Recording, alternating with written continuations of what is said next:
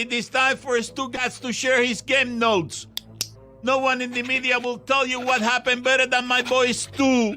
Weekend observations brought to you by Miller Lite.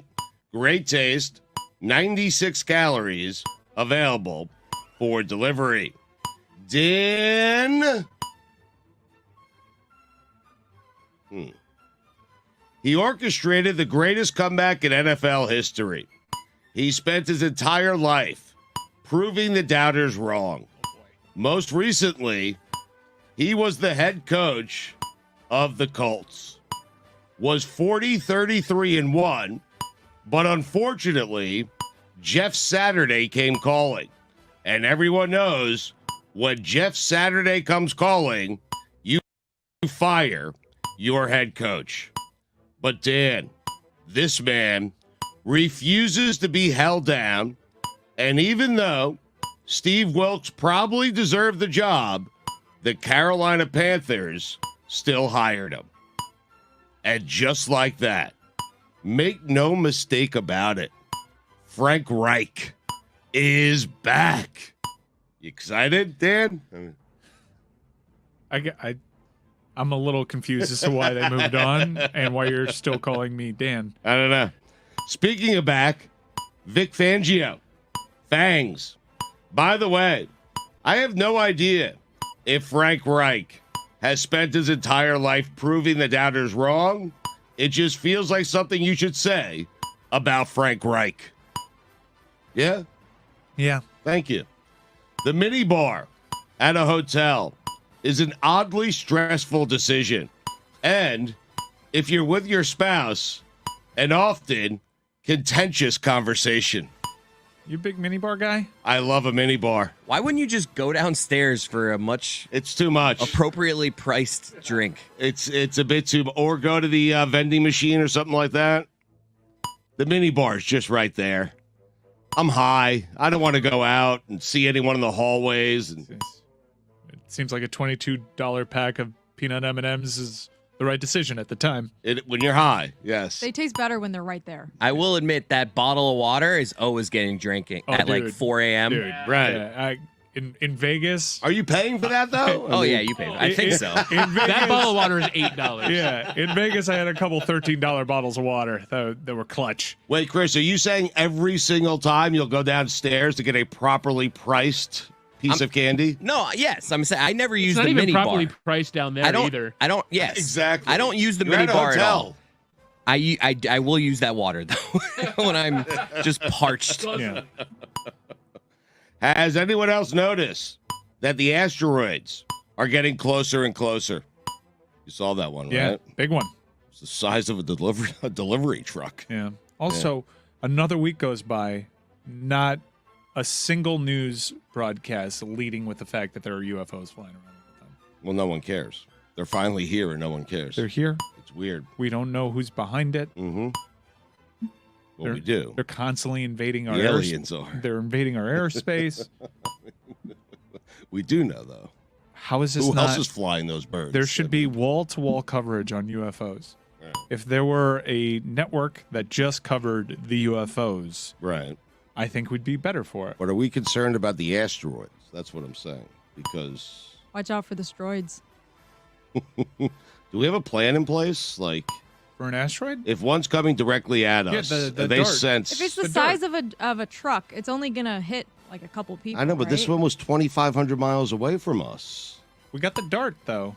What, you send the dart up to Send take the it dart out? up, yeah, punch If it they right in feel the like dick. it's going to be a direct hit, and it worked once, right? Yeah, it caused all sorts of other problems, but not for us. What are the problems that it caused? I mean, it went into a couple pieces, and now heads up, Venus. All right.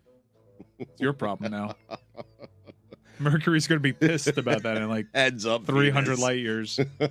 Colorado, odd state. One day, it's 50 degrees, not a cloud in the sky. Next day, it's snowing and -5. Also, God's country. Also, the best cannabis in the country. Dan, you know what the C in Colorado stands for? Cannabis? It stands for cannabis. Very good. The Buffs, more like the Puffs. LeBron James I've seen people handle the death of a loved one better than you handled not getting that call on Jason Tatum. It was a bad no call. It was a bit of an overreaction, though, Mike. It was a bad no call. Imagine for his legacy, a game winner in that uniform, in that Lakers uniform at that age at the Cup. That's not a legacy shot, though. That's something that's going to get remembered. It's a regular season game on a team that's not in the playoffs right now. It's a LeBron James game winner when he's on a Lakers uniform against the Celtics. That was a hard-fought game for the Lakers too. Pat Beverly had a dunk right before that. They were battling. They should have won that game. Couldn't believe Pat Bev. Him bringing the camera out was The just greatest fantastic. thing of all time. Classic Pat Bev. Classic Take a look, Pat it's in Bev. 4K. Yeah, that was amazing. My favorite is that it resulted in a scratch technical that one foul. out. The referee didn't go, oh, let me have a look. It was just straight, like, get out of here, man. Jeff Van Gundy's like, he should have been ejected. I'm like, oh, what did he do? It must have been terrible. And then they showed the clip, and I was like, oh, it's pretty funny. I was having a Royal Jeff Rumble. not spitting. I was having a Royal Rumble watch party, but on the second TV, Lakers and Celtics was going on.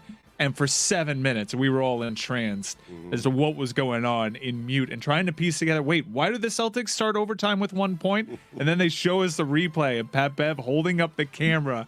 I can't believe he did that. What great theater. I know, I got to find that whose observation. camera was it? I'm kind of hoping it was like the AP camera person, not like the Lakers team photographer. But like he just went up to one of the photographers in the front row and was like, "Can I have that?" Tatum, I mean, got away with it. My favorite, whenever athletes or coaches get away with a decision, it's never, oh, geez, got away with that one. It's always, like he said, oh, the last 2 minutes, they were so crazy. I kind of forgot what happened. It's never like, Jesus Christ, I got away with that one, lads, didn't I? It was an intentional, it was with purpose to foul him, to get the result that he got, which was LeBron misses the layup at the Cup. The foul made him miss the shot. The former Arsenal manager, Arsene Wenger, whenever he got like a decision in his favor, so what'd you think of the decision? Oh, I didn't see it. That was always the move. And why can't an athlete ever acknowledge, got lucky with that one? But the reaction. Or do the went off me, coach. Do that. Do you imagine if a loved one passes away, you'll drop to your knees in tears? Like, just think about it. Ever in your lifetime. There's a couple that would do that for me. Really? Yeah. Really? Yeah. No, a couple that A I would family drop. member. Yeah. Okay. No, my wife, my daughter. I think Okay. I dropped to my knees. Alan Thicke. I did. I took that very hard. Mhm. Locked myself in a bathroom for 40 minutes. Right, I but was that's going through something a you lot should at the take time, hard. though. But that's something you should drop to your knees for. Yeah, and but start crying. it turned out I wasn't crying about Alan Thicke. I was crying about my dad or something. Not sure it was. Or lack thereof. On that Pat Bev observation. Anthony Davis said the Lakers were cheated down the stretch of the Celtics game. Anthony, whatever the refs did to the Lakers pales in comparison to what you've done to the Lakers. AD, Aaron Rodgers, and the Packers are at a crossroads. It's happening. Now the reports are that they don't necessarily want him there. Who? Packers. They don't. The Jets do. I mean, $52.8 million. Would you want him? Do you think he's going to play? For the Jets. You think he's definitely coming back? I do, yeah. You don't? You think he's done? I never know him. Well, I think that's the point. He wants us to talk about him, and it's Exactly. working. He's going to announce it during Super Bowl week. Steal the thunder. I thought you were going to say during the Super Bowl, which I Maybe. wouldn't put past him either. Maybe. Didn't A-Rod do that once with the World Series, Billy, and everyone got pissed? Yes. Yeah. I wasn't listening. Didn't A-Rod was a good yes, though. announce something during a World Series that everyone got pissed that he's taking? Oh, yeah. But he I was- think he like re-signed with the Yankees or something. Or like he was waiving his no trade clause or something like that. I feel like him and Tom Brady are gonna wait and try to outdo each other and not be the first one, and then it's gonna backfire, and they're both gonna do it at the same time. It's going to be during week 3, and they're just like in a stare down. I'm not announcing mine. You announce yours. Who's going to blink? I mean, well, Tom's Tom going to have can't. trouble. Tom wins. Death, taxes, and the Joker down under. Were you excited? You love tennis the way I love tennis. Yeah, He's at 22 now, I got to Mike. tell you, I I didn't really watch much of this Aussie Open, but Bandwidth. I was watching from a distance, and it just seems as though there's a whole crop of guys that just need Novak Djokovic to retire because they've got no shot as long as that guy's going right now. Tsitsipas being maybe top of the He mountain. could use a Joker retirement. You're right. Oh my gosh, in the Yes. worst way. He'd have like 10 majors. Tsitsipas had a great tournament, but it's just he's a good-looking guy. it's incredible. We're gonna look back and just know that we had all those guys. You can maybe even lump in Murray. We had all those guys going at the same time. It's crazy. Bringing the camera out on the floor to show the ref he missed the call. Classic Pat Bev. I found it. I mean, even for him, that was new. It was great. I've never seen that before. Enough with Wrexham. Do it in the Premier League. They're 4 promotions away from the Premier League. Do it there. Isn't it Premier? I don't know. Trying to get into soccer. Yeah. Yeah. You're watching the FA Cup on ESPN Plus on No. Sunday morning? No. I was not. Enough with Ryan Reynolds, though. I mean, that guy's everywhere. Too many places. Stick to movies. There isn't a director in the history of Hollywood that has a better catalog of movie previews than M. Night Shyamalan. But bad movies. I gotta agree with you. Right? Every time a new trailer drops, Looks it's like the this best is movie I've one. ever seen. He's back in his bag, and you realize it's February. And if he were really back in his bag, it wouldn't be February. How many good movies has he actually made, though? I think M. Night has made, let's go, Sixth Sense. That was great. Unbreakable. Those were good. I'd lump in Signs. Signs was bad, Mike. I like Signs. No, Signs was solid. Signs was You solid. wouldn't have Scary Movie 3 without Signs. Yeah, I'll say The Village was good. All right. Say The Village was good, and then Split. There's 5 good ones. I would say 3. That's fair. I'll give you Signs. Okay, so Sixth Sense. Unbreakable. Signs. That's about it. Did you watch Split? No. Well, Split ties in Unbreakable. I'm not gonna say how though. Spoiler alert. All right. Hassan Reddick. Menace. Josh Johnson is a 49er? Again? I have no idea. 4th go round. Brock Purdy. When the going gets tough, the tough fake an injury. You can't spell croc without the R-O-C-K in Brock. Brock Purdy. More like Croc Purdy. Jalen Hurts. Play like that in the Super Bowl, and you'll get bludgeoned. If only Mike Trout could make a playoff appearance in his own sport. The only time you see Mike Trout in the playoffs is when he's in the stands rooting for the Eagles. Trouty. Eagles. 49ers. Strange game. What happened? Speaking of people in their bag, What do you mean? just rat-a-tat-tatted a lot. I mean, Trout's the only time we see him in the postseason. Yeah, you were just taking everybody out. What kind of mood today? Strange game, though, right? Nothing positive to say about Patrick Mahomes at all. Not What do like, you mean? wow, so gutsy, so tough. He played great. What do you want me to... I'm not hate on him. I'm not hating Not a on day him. to hate I'm on just him. saying he You've been needs... hating. You're a hater. We're making him out to be the greatest quarterback to ever play the game. He's won 1 Super Bowl. I think he's entitled to that. What do you... Mike? All right, we'll have him win a second. A second, we'll put him in that conversation. No, he's not there yet. Well, no, he's 6 away from being there. Your eyes tell you that I shouldn't be talking about this guy. He's got 6 to go. I shouldn't be mean, talking about this guy as one of the best I've ever seen because he needs to win another Super Bowl. One of the best you've ever seen is fine. The best we've ever seen, no. Okay, but Joe Burrow hasn't won any. And you said Okay. Joe Burrow's better I just than said Patrick he's the best Mahomes. quarterback in the NFL right now.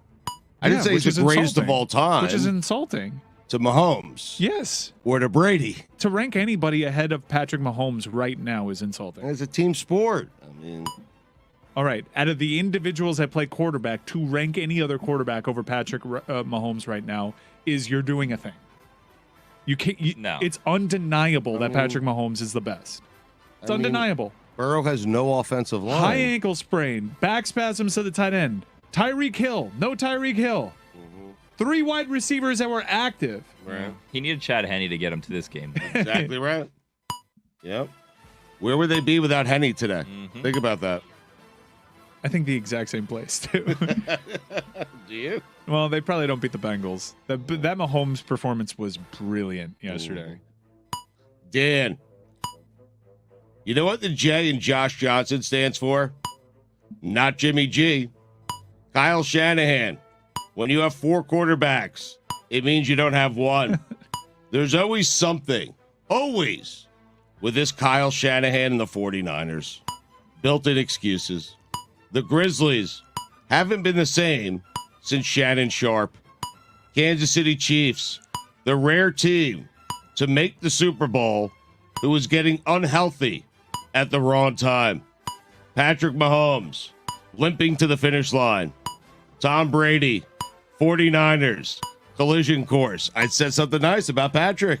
How about that? Patrick Mahomes went 20. I'm going to be box score Sue here for a second. He played great, Mike. 29 What do you to want me to say? 43. He played great. For 326 yards, Right. 2 touchdowns. He had the 1 fumble, 0 picks, a huge conversion on that scramble with his high ankle sprain. And do it in the 3 Super Bowl. active receivers, Yeah. spread the ball around to a bunch of people, and we're so accustomed to his greatness, it hasn't been a talking point. Mike, he is 6 times away from doing it in the Super Bowl from being in that conversation. I mean, Brady is pretty terrific, but I'm taking offense to putting Burrow ahead of him. Listen, it looked good for a minute. You have to be honest. I did. I looked good for Burrow's a minute. great. Burrow may very well be the second best in the league, but you're taking things away from Patrick Mahomes. And Patrick Mahomes goes to Tahoe. Just a weird position by you. Why I should be? I haven't seen Jalen Hurts in Tahoe. I haven't seen Joe Burrow in Tahoe. I haven't seen Tom Brady in Tahoe. Why is Jalen Seen Hurts Patrick not in the Mahomes conversation? By the way, what are we doing? there. You're the one that you were keeping him out of the conversation. You said they were better off with Minshew. I did say that. Josh Johnson has more conference championship game experience than Phillip Rivers, Tony Romo, Warren Moon, and Josh Allen combined. Philadelphia 76ers do it in the postseason. Denver Nuggets feel free to do the same. Seems like the Kelsey brothers picked a great year to start a podcast. Those guys are annoying. I mean, I love Travis, but it's a bit annoying at this point now. I'm not annoyed with the Kelsey brothers. Now you're ripping another guy we could get. I'm Tahoe. ripping Jason. I mean, We see Travis at Tahoe. it has nothing to do with Travis. Kelsey. I mean, Jason does like the driving on that show. He's great. Why are you ripping him then? Enough of the Kelseys. You go. He's great. I don't know. I mean, Are you saying the NFL's rigged? I'm jealous. Their You pod- wanted the Travis their Kelsey podcast. You wanted the podcast. That's Travis- what it is. Please do not get him started. I did. Like, this is one of those. Let this one go with him. Mm-hmm. Yeah, Billy's right. I know his buttons. This is a button All right. that we can go down a dangerous path. It's a hot button. Not pushing it. Patrick Mahomes, we get it. You're hurt.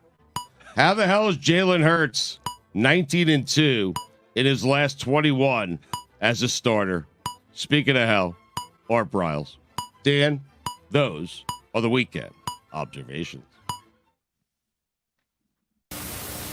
Stugotz, you get to be right. Do I? I don't know, because you were dead wrong about Jalen Hurts, but I think you're going to take the lap on Brock Purdy because he got hurt.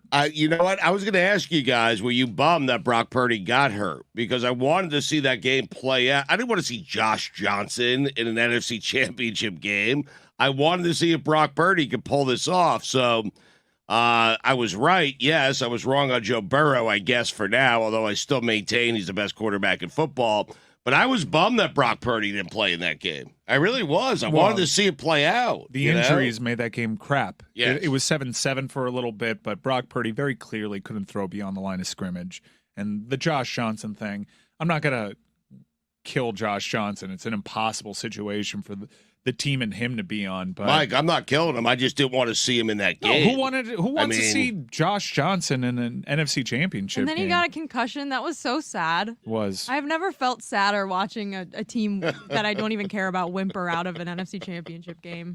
because you had to like come to grips with it for 3 hours. Yes, Because it was so I played Monopoly Deal for the last half of that game. from the first offensive possession, it was like, oh well, this just isn't happening for the and they miraculously made it 7-7. Like there's video of Chris Cody and I celebrating as if the 49ers had covered on the basis of one touchdown. But it was just watching a team come to grips with their season ending, that they had one injury too many over the course of 3 hours. And too many things went sideways. They kept battling back, to their credit. They kept shaking off these injuries, and you thought that they were when they knotted it up, you're like, holy shit, is Kyle Shanahan really going to do this? Is this Team of Destiny stuff? But too many things to overcome for them in that game. Well, it was 7-7, right? And so you felt like they were in the game, even with Josh Johnson, and Shanahan's doing Shanahan-type things. And then he had that fumble towards the end, I guess, towards the end of the first half. Yeah. And that kind of changed everything, right? Everything.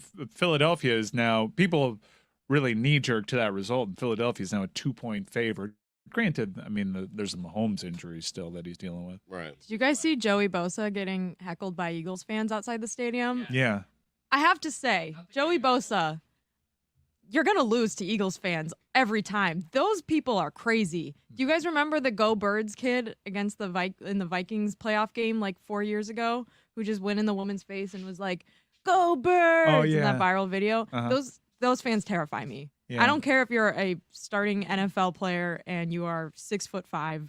Do not even engage with the Eagles fans. They are scary people. He's built like Gaston, though.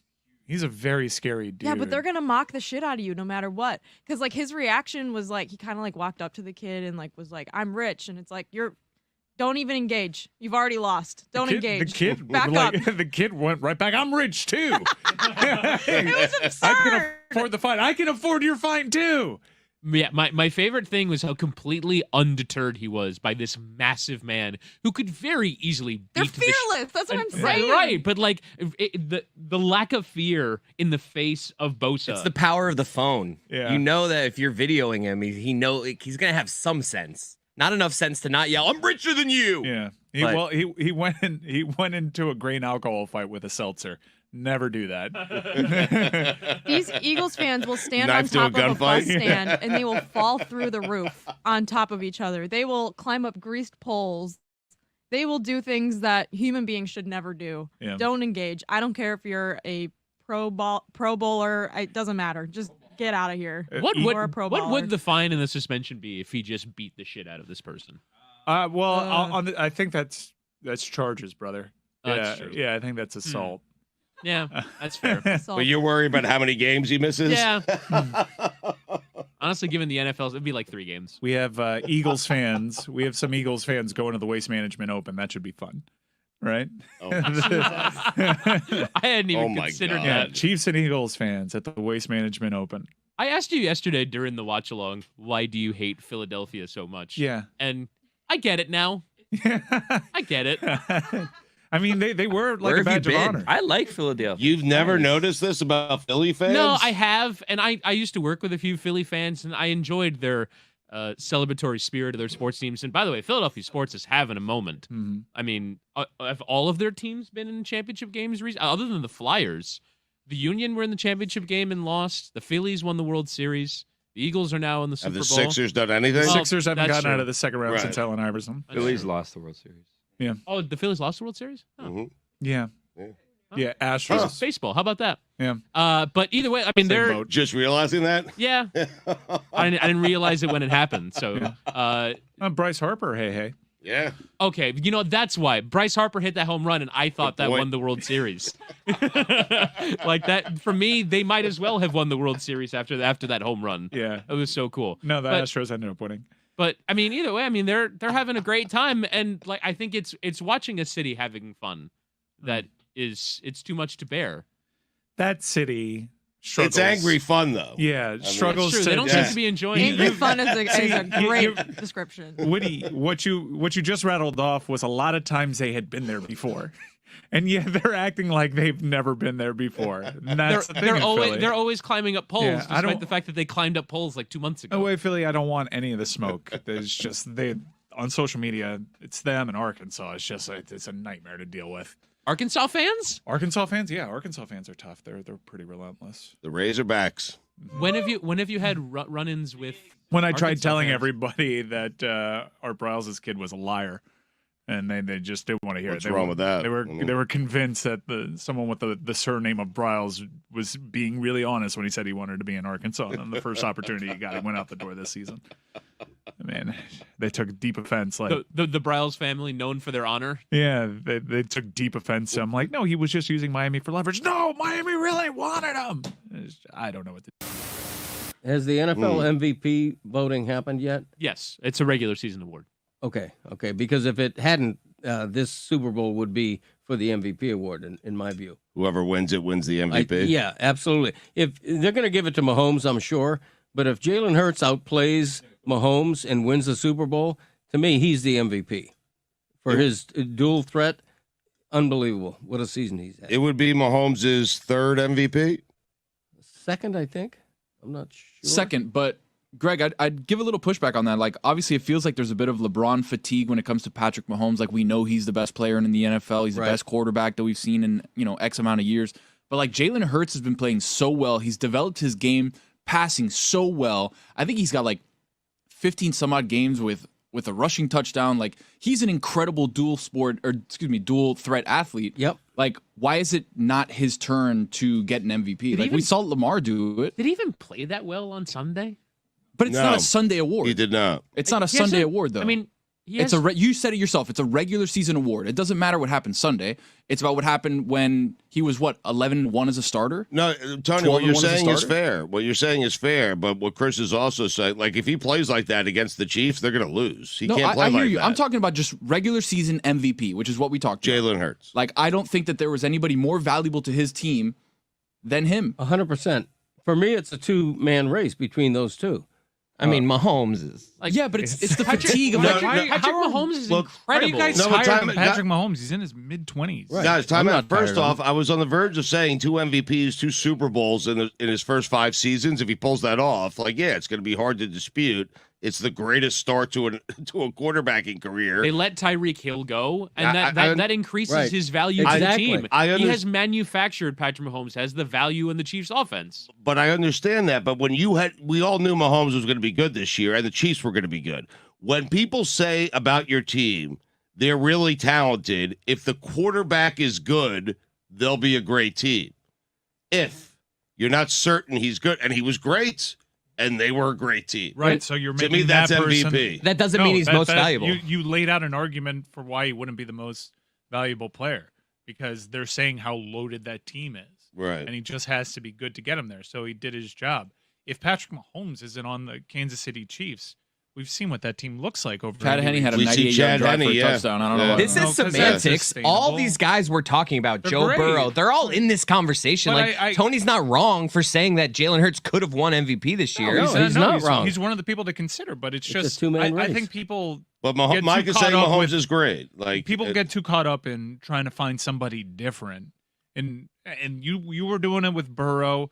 Everybody just doesn't want to acknowledge the reality is that Patrick Mahomes is the top of the line when it comes to that position in the NFL right now. Right. He is. That team is not in the Super He's Bowl the current without him. day Peyton Manning, right? We can give him the MVP every single Right. year. It's just Yeah, not but going you to happen. haven't yet. You haven't. He's Well, got once. one. We can't be bored. We can't be Right, bored we by stopped. this already. We stopped giving them to Jordan after 6. Right. I know, Then but we would Patrick give out Mahomes the was token there. with the But Barkley and that was Malone would get stupid. one. It was stupid. Who would be the first overall pick if we redrafted all the Patrick teams right Mahomes.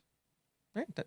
Mahomes. That's But- pretty valuable. And That it's tells- not like he had by far the best statistical season of any quarterback in the league. Yeah. He was 6 touchdowns ahead of anybody else in touchdowns. He was 500 yards ahead of anybody else in passing yards. I'm not taking anything away from Jalen Hurts. Fantastic player, deserves to be on the medal stand. But come on, what Patrick Mahomes did with Tyreek Hill. We were talking about Tyreek Hill as MVP. Right. Tyreek Hill had a spectacular season for the Miami Dolphins. He's gone. Dude, I know it's a regular season, but dude on a high ankle sprain just willed his team to the Super Bowl. He's head and shoulders the best. And we just don't want to give him an MVP because, yeah, we all know you're the best.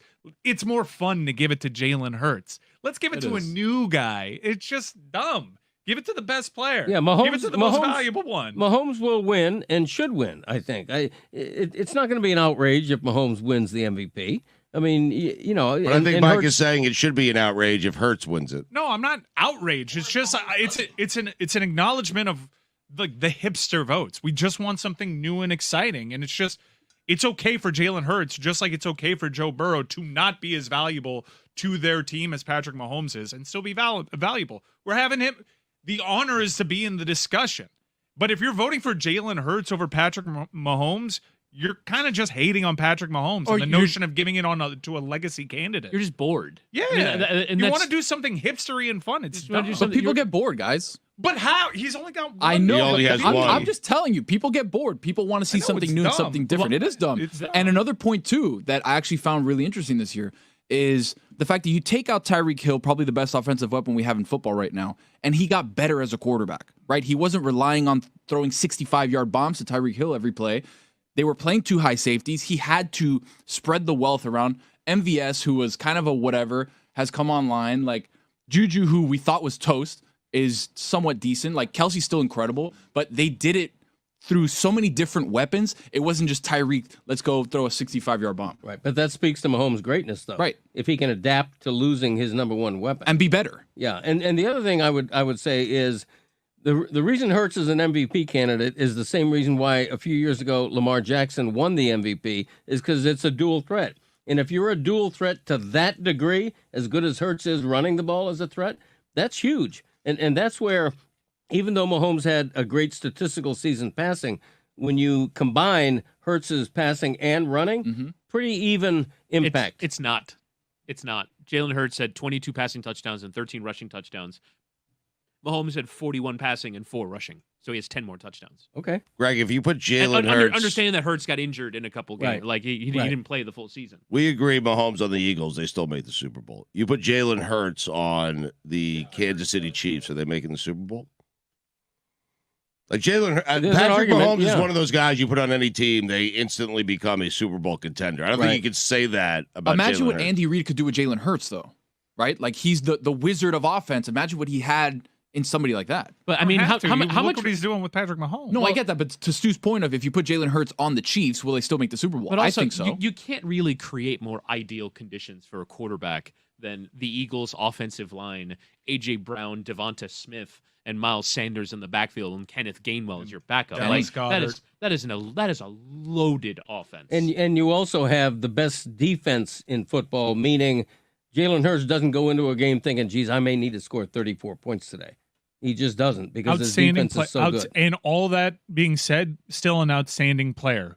Incredibly decisive, really athletic, great running the ball, made vast improvements throwing the ball, still has room to grow as a thrower of the football, just not as good as Patrick Mahomes. Agreed. I agree. I don't think anybody's disputing that, though. Well, no, but there are going to be voters that dispute that. People are by mounting an MVP case for anyone other than Mahomes. Well, and by the But way, we have to, right? It can't just be Mahomes and nobody else. I don't think so this year. There's people that need to have their flowers for having an incredible season. Yeah, we're giving them flowers by talking about them. Like, who's your MVP? Second place but flowers. It's very Right. yeah. He's in the conversation, Tony. I'm just saying there needs to be a That's the conversation. honor. That's all. That's the honor. Well, but he's head and shoulders. right. Michael Jordan only won the MVP 5 times. Okay, he should have won it every year, though. Right. To my point. Yeah, I mean, But they people started got giving bored them and away to voted for Barkley Barkley and Karl and Malone. Karl Started, Malone. yeah, people started getting bored. How are we there already with Patrick? How Mahomes? many does LeBron have? That's a fair point by Mike. He's only won 1. We started doing that with Michael after 5. I mean, Look what happened to LeBron. It was He's Derrick won Rose. 4, I Yeah, but think. Derrick Yeah, he's won Rose 4.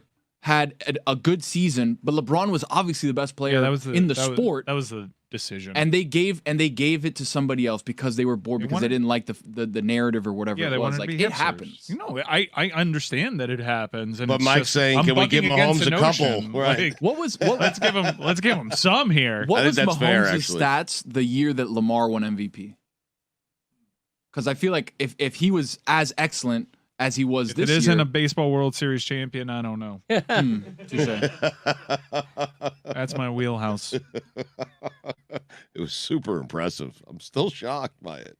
Mahomes How'd had you do that? Mahomes had a relative down year to what he's been over the course of his career in 2019, which is when Lamar won MVP. If you look at his touchdown figures, He's normally been high 30s. At one point, he had 50 in his first season as a starter, but he had 26 touchdowns and 5 interceptions the year that Lamar won MVP. So he had a down year relative to who he's been in that 2019 season. Greg, if he wins 2 MVPs, 2 Super Bowls first 5 years, that's probably the greatest start in and I mean, Tom Brady won 3 Super Bowls in first 4 years. 5. Well, nobody's going to be Brady, but apart from Brady, Well, just 1 MVP is for his career, I think, Brady. Really? He's Yeah, I won think 1 MVP? so. I think so. Yeah, but he's always been a quarterback that doesn't have the most impressive passing totals. Right. He's won 3 MVPs. Oh. 07, 10, and 17. Is that a fine? That's That's still still, you're that's not still reading it incredibly wrong. low. Yeah, right? that's But shocking. To the Mahomes point, it's still 3. Like, Mahomes is that dude now, best guy at the position, and on top of that, the stats back it up. right? And Whereas you could always say that about Brady. You could always been a Brady guy over Peyton Manning, but Peyton Manning would have the stats over him. Aaron Rodgers would have the stats over him. Brady competed in the elite generation of quarterbacks. And if Kansas City wins the Super Bowl, what feathers Mahomes' legacy for me is that he would have won that second Super Bowl playing with an injury that during the regular season might have kept him out for 4 or 5 games. Easy. I feel like everybody was on Manning over Brady until he like just compiled so many Super Bowls that it's like, all right, we have to say him now. Right. I mean, Like Brady everybody had a Hall of Fame career after Manning broke down. right. The Eye test they were was competitive for 10 years. And 2 then, of them. honestly, yeah. the eye test was always Peyton. Like you're Yeah. just going off of I looking was- at their and it was I was going to make this point, like aesthetically, I loved watching Peyton Manning play football. And maybe it's because he was in my division. Maybe people outside of the AFCs can confirm, but I don't think like Tom Brady elicited like, oh man, I can't wait to watch Tom Brady on. That's because you're a hater. No, yeah. No, but yeah, Woody, no, that's what it is. Woody loves a guy like pointing, figuring things out at the line of scrimmage. did Like that he too. seems smarter than anyone else. It's the same thing but- I say about Joe Burrow now. It's why I get the Brady comps, because Brady in his generation, which was the most stacked for quarterbacking, he never had the most elite physical trait out of any of the quarterbacks he was playing against. He would have taken Breeze's accuracy. You would have taken Aaron Rodgers' arm. You would have taken, heck, even mentally, I think most people would have projected that onto Peyton over Tom Brady. But Tom Brady was just really good at everything. And on top of that, the longevity and the on-field success when he won with Tampa, I think even dating back to when he had that comeback in the Super Bowl against the MVP that year and Matt Ryan, it just became undeniable at that point. People realized how ridiculous they were sounding. Well, Peyton Manning, I know he won a second one with his neck fused together. He was awful in the Super Bowl. looking like a shell. Terrible. He's the worst quarterback to ever win a Super Bowl. Yeah. Worse I than would Dilfer. agree. Like, Yes. seriously. Yes. I would that agree. Manning was worse than Dilfer. I would agree. Yeah. It just became undeniable. People started, his success was so undeniable that people became self-aware as sports fans that they knew saying any other quarterback as the best ever would make you sound like an idiot. We are all very excited for a new Back in My Day. Before you get to it, though, please tell me and the audience what is on the new Greg Cody Show podcast featuring you. Thank you for that. That was clunky. Yeah. I I'm sorry. Okay. Clunky. Yep. Anyway, go ahead. Promote your podcast. Okay. I talk a lot about the book project that Ron Magill and I have. We're working on a book together, which is really exciting. Christopher reveals plans for a future career change, and also we discuss shaving your eyebrows to grieve and mourn a lost household cat, which ancient Egyptians used to do. And so we talk a lot about who really needs an eyebrow, to be honest with you. Mm-hmm. And why don't we all shave our eyebrows? And so that's some of what you'll get, including stuff that's a lot better than that. But that's that sounds pretty damn good. I got to be honest with you. It's something to think about. It's a key part of the aesthetic of the face. Why is that, though? Because have you ever seen eyebrowless? It's a key part to break up the portions of the face. Yeah. The forehead is its own section. The cheeks are its own section. Right. But are you The saying jawline no is one the can look good without eyebrows? Is that what you're? I'm saying it's a key part of the aesthetic of the face. I couldn't tell you what they do or what they're there for. Right. Like your glasses obscure your eyebrows. You could have shaved your eyebrows off this morning. I wouldn't know it right now. Did you shave your I eyebrows did off? not. Okay. The eyebrows are indeed still there. But Okay. I wear, I need glasses, but I like them as an aesthetic because they also break up my face. Ah, okay. And so I like how they take up the middle section of my face.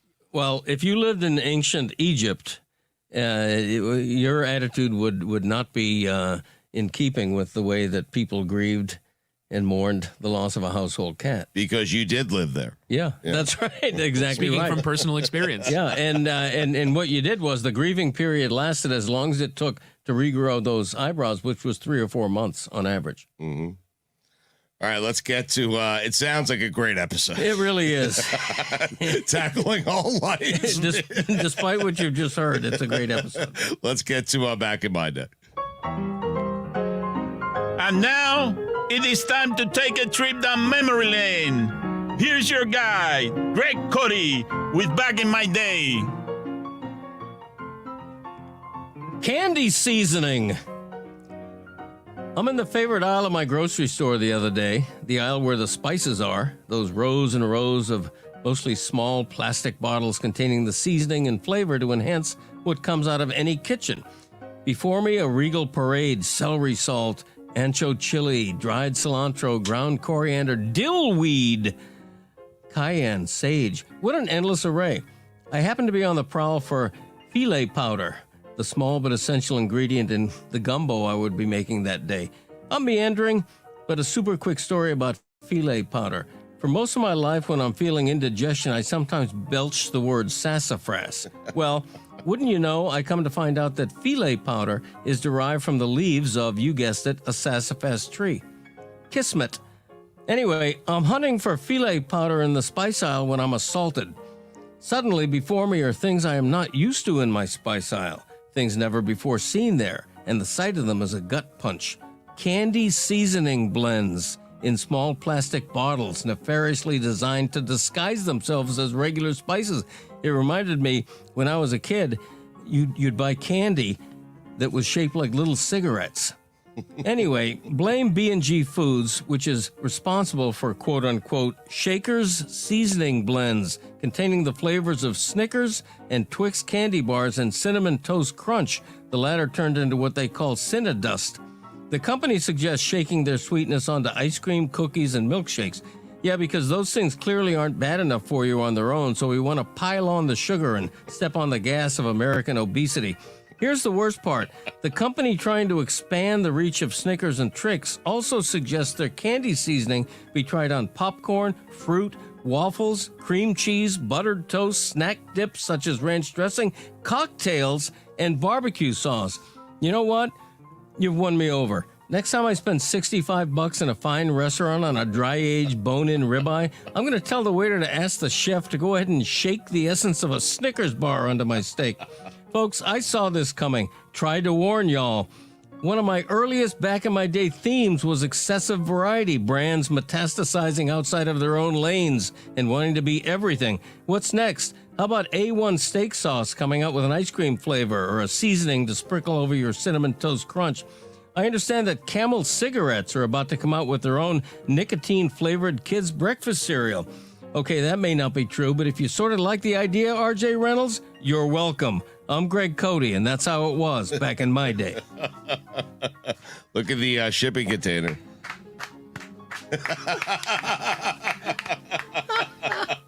By the way, that was brought to you by GNC. Your glory days start now. With fake cigarettes in your mouth. I like it. Candy cigarettes. Yes, thank you. I'm going to have a real one. We are joined now by Ron Magill, as we are most Tuesdays. Ron will give us the latest news and opinions from the animal world. How you doing, Ron? Doing all right, Mike. Doing all right. Getting a little besieged now with all this stuff that's happening at the Dallas Zoo, and these animals that are missing and hurt, and some inferring they may be even intentionally killed with this vulture situation. So there's a lot of things going on there. A lot of red flags being raised. I'm not familiar with the Dallas Zoo news. Can you lay it on me? Sure. The Dallas Zoo is, it's a world-class institution. In the last several weeks, they've had a clouded leopard get out from what appeared to be a cut enclosure, purposely cut enclosure. They had a vulture that ended up dead from, all they're saying is, an unnatural wound. They are not going beyond that. They had another primate enclosure with the enclosure fencing purposely cut. Fortunately, none of those primates got out. And then yesterday, now they had another primate enclosure cut with two emperor tamarins taken, missing. So this is a big, it's a big issue. Well said. What the hell's going on over there? I don't know, Mike. I got to be honest with you. I don't want to speculate. I don't work at the Dallas Zoo. I do know it's a world-class institution. I know staff members who work there who are just absolutely great, dedicated personnel. But from what I'm seeing, this is obviously something being done intentionally. I find it hard to believe that all four of these incidents are coincidence. If I was going to use any kind of speculation at all, I would lean towards some kind of disgruntled employee or some type of, extreme activist who just wants, has an issue with the Dallas Zoo for one reason or another. But at the end of the day, it's horrific because, Dallas today right now is experiencing 30-degree weather. They were able to find the clouded leopard, so it wasn't taken. They found it and were able to resecure it after it got out. They found the clouded, because the clouded leopard, by the way, was my number one suspect. Got out, started freeing all the other animals once he experienced life on the outside, killed a vulture just for fun, developed a taste for blood. That's good, Mike. That's very good. Mm-hmm. Anyway, the bottom line is my gut instinct, because, Dallas Zoo has a whole series of cameras, security cameras around the park. They have a system or protocol in place. And for these things to happen without being captured through the cameras or through the protocol leads me to believe that it's someone who's familiar with the system and the protocol. It's like I was telling a lot of these people interviewing me, what about your security? I go, banks have good security too, but they're still bank robberies. It's in my experience watching cinema in the 90s, look at the IT guy, and check the Barbasol can twice. Mm-hmm.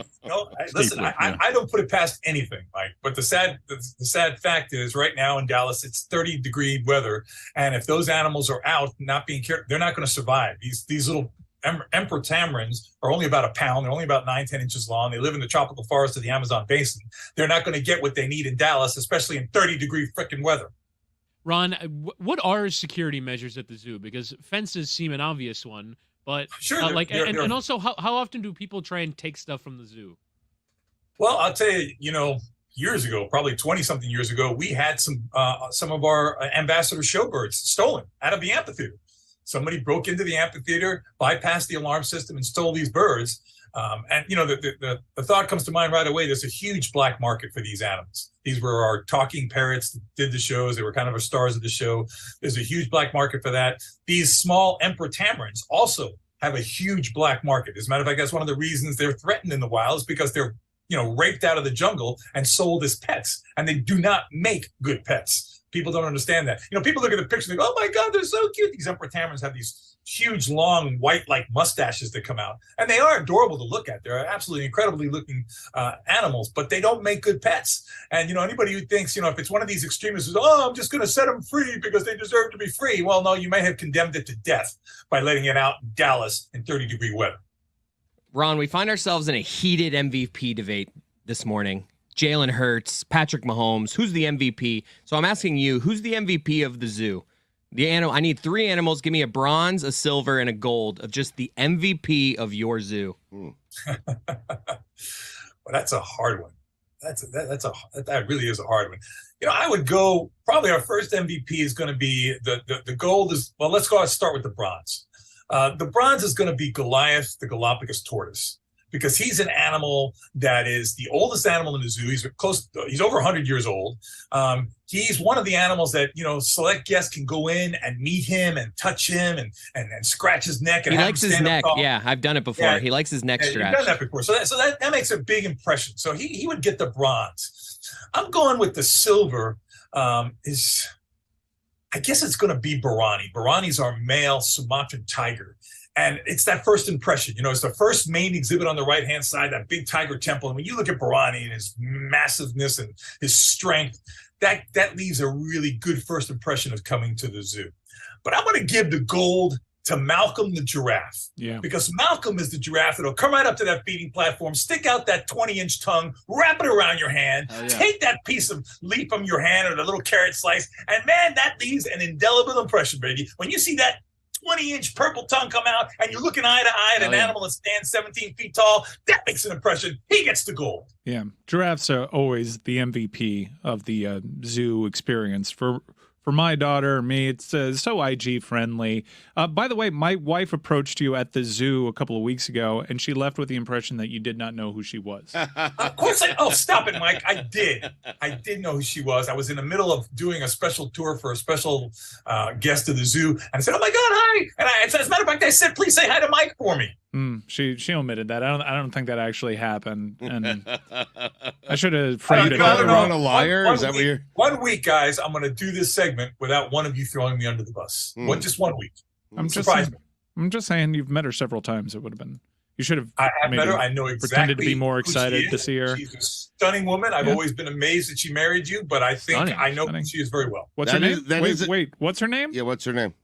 I don't know. That is a key detail that she omitted. Either you're lying, and listen, I know Cynthia, and that's her name. She doesn't lie. She is saying that you didn't say any of that. So did you know who she was or not, Ron? I believe Ron on this. I think he did. Yeah, I knew who she was when she came up to me with her daughter. I knew who she was. I am going to admit, yes, what's her daughter's name? I'm terrible on names. What's her daughter's name? I don't know. I just told you I'm terrible on names. Jesus, Ron. We've had. We've had listen, dinner together. We sat there. We broke bread. We got your daughter popcorn at the highlight thing, and she loved the popcorn. You remember? Yeah. Who loved it? That was Chris. That was my daughter, Ron. That was Chris Cody's daughter. Yeah. Wow. Yeah. Oh wow. What's Chris Cody's daughter's name? I don't know. Jesus. You think you know a guy? Oh, jeez. All right, I'm done with this guy. Anybody else have questions? Yeah. I don't know. I don't know anybody's wives' names. I'm sorry. Well, I got two. First, what's my daughter's name? Oh, Jesus. Guys, I don't know any names. Okay. Let's stop that conversation. You make us feel like the most important parents in the room. Wait, not a single daughter? Like, okay, you took my twin daughters, right? You took them for a VIP tour. I don't know. The zoo. I don't know, Stugotz. Just saying it right now. I don't know. You threw one of them off the golf cart. I mean, You're not throwing them off the golf cart. Unintentionally. I mean, that was Lewis. You threw Lewis off a golf cart. Well, I did that to Lewis, but Ron did it to Emma. Wait, do you know daughter's name is Emma? Do you know who just spoke on the air? Who's sitting at the board? No. Who's sitting at the board next to Chris? Roy. No. The other Chris. The other Chris. Other Chris. Oh, Tony. Oh, yeah. Come on, you baby. play basketball with him. Yeah. Tony kicked my ass in basketball. I'll never forget him. He retired you. He retired me. There you go. Tony solidified the fact that you need to get off the court, Ron. All right, my second question is, can you explain the benefits of horseshoes for horses? Yes. Horses, normally speaking, are on a terrain that keeps their hooves in place. However, sometimes when we keep on a perfectly manicured terrain and such, their hooves can overgrow. Just like you go in and get a pedicure or a manicure, those hooves, the shoes protect the hooves from splitting. They can protect the hooves from that type of damage, and horses' hooves, and keep the frog clean by having a farrier go out there and put shoes on your horse. He's basically helping to maintain the health of that hoof, which can be very sensitive. So it's very important. Ron, I have a question for you. So there are three sort of main animals that are accepted in the popular culture as sort of being okay, or four, I guess. Chickens, cows, pigs, and fish. We've all kind of, as a society, agreed it's not gross to eat those things, and those things are delicious. They go with a lot of meals. Is there one that we're missing? Is there something where people will go, oh, that's weird that you'd eat that, but it would be a good, versatile dish with a lot of different flavors, with a lot of different kinds of food? What for you is the animal that humans don't eat that we should? Well, it's not that humans don't eat it, but most people look at it as some type of weird exotic food. Alligator. Mm. Really? Ostrich. Yeah. Ostrich also. Really good quality meat, no fat, and high in protein. What about human? Jesus Christmas. Who's that? Cody? Did he just say that? Yeah. Yep. Wasn't me. Cody. No, Cody. That's called cannibalism. Yeah. But do we know if it's good? Jesus Christmas. I mean, desperate times. We're just asking. Yeah, this is desperate times. Where's Le Batard? Dan, I need No, him. we're just saying in desperate times. In desperate times. I would have asked that with him here. Yeah. Okay, so And I would have followed up. I mean, Ron, the reason why I asked that is because a food blogger was fined $18,500 after posting a video after buying, preparing, and eating a great white shark. Is great Well, white yeah, shark... because a great white shark's a protected species. Hang on a second. Why are great white sharks a protected species? Yeah, they should not protect those animals. They're apex predators. Like they Awful. eat everything. You gotta need protection. You occasionally I mean, show them who's lions boss. and tigers, You need but they're also protection. protected, guys. Why are they Because protected? they're an imperative part of the food chain. They keep populations in balance. If you don't have white sharks eating things like seals and sea lions, the seals and sea lions get out of proportion. They start eating all the fish. Fishermen are not catching any fish. You start losing the tourism industry and fish. People are not getting enough fish in their diet. It's just a domino effect, It's a circle guys. of life. Everything plays a very Great important whites are role. eating the fishermen. Mm-hmm. What now? Great whites are eating the fishermen. I saw that actually. Oh, jeez, guys. Yeah.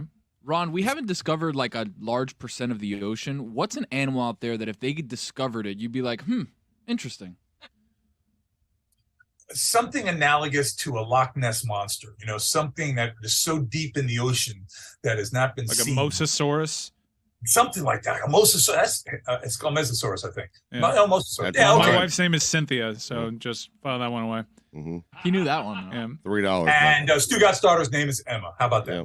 How about Yeah, the other one? How's the other one? I don't know what the other one is. She's been. Anyway, You've been the bottom line is happy yes, to see like my that. wife for 15 years Mhm. at show events and whatnot. Well, My daughter's name is Claire, by the way. We've had it is. maybe 400 interactions. It's just How dare deeply disappointing. Let me explain something to you guys, and I say this with pure sincerity and humility. I'm old. I'm forgetting things I did yesterday. I'm serious, guys. I'm really forgetting Mike has things something I for did that. yesterday. Yeah. Mike, there's going to come a day I'm going to come up to you and I'm going to forget your name. I feel it coming. Yeah. And it wouldn't be that I don't treasure our friendship, that I don't have the utmost respect for who you are. It's just that I'm freaking old and I'm forgetting names. I don't know what the problem that is. happens. but it's COVID happening. brain. Yep. Ginkgo, Listen. intermittent fasting, Mhm. the right diet, Little alpha GPC. a little antidepressant. Talk Mix to it me when in you're there. 60, brother. Talk to me when you're 60. Well, Ron, speaking of old, Greg Cody was here. Lexapro. And he left. And we were wondering, Chris was really pressing him on this, and I don't blame him. But Greg is saying, because he has a dog, he's less than 1 year old, I think, that he cannot leave him in a cage for 4 consecutive hours because it's a really bad thing. So how long can you? I'm really checking on Greg Cody and whether or not he just felt like leaving a couple hours early today. What's the longest you can leave a dog in a cage and feel good about it? I've left, when I first get a dog, a puppy, I leave him in the kennel overnight, over 8 hours. The And gappy. that's to teach him, that's how you kennel train a dog, so that he knows to hold it, because dogs instinctively, even as puppies, they don't want to defecate or urinate where they sleep. So he'll hold it in that kennel until you open the kennel, and then you take him for a walk immediately. And that's how you slowly but surely puppy train an animal how to be crate trained. My dad claims that he gets home after 4 hours and the dog shits and poops in the cage. And that's why. Shits and poops? He says that's why he. Oh, my bad. Peas and poops. Yeah. Yeah.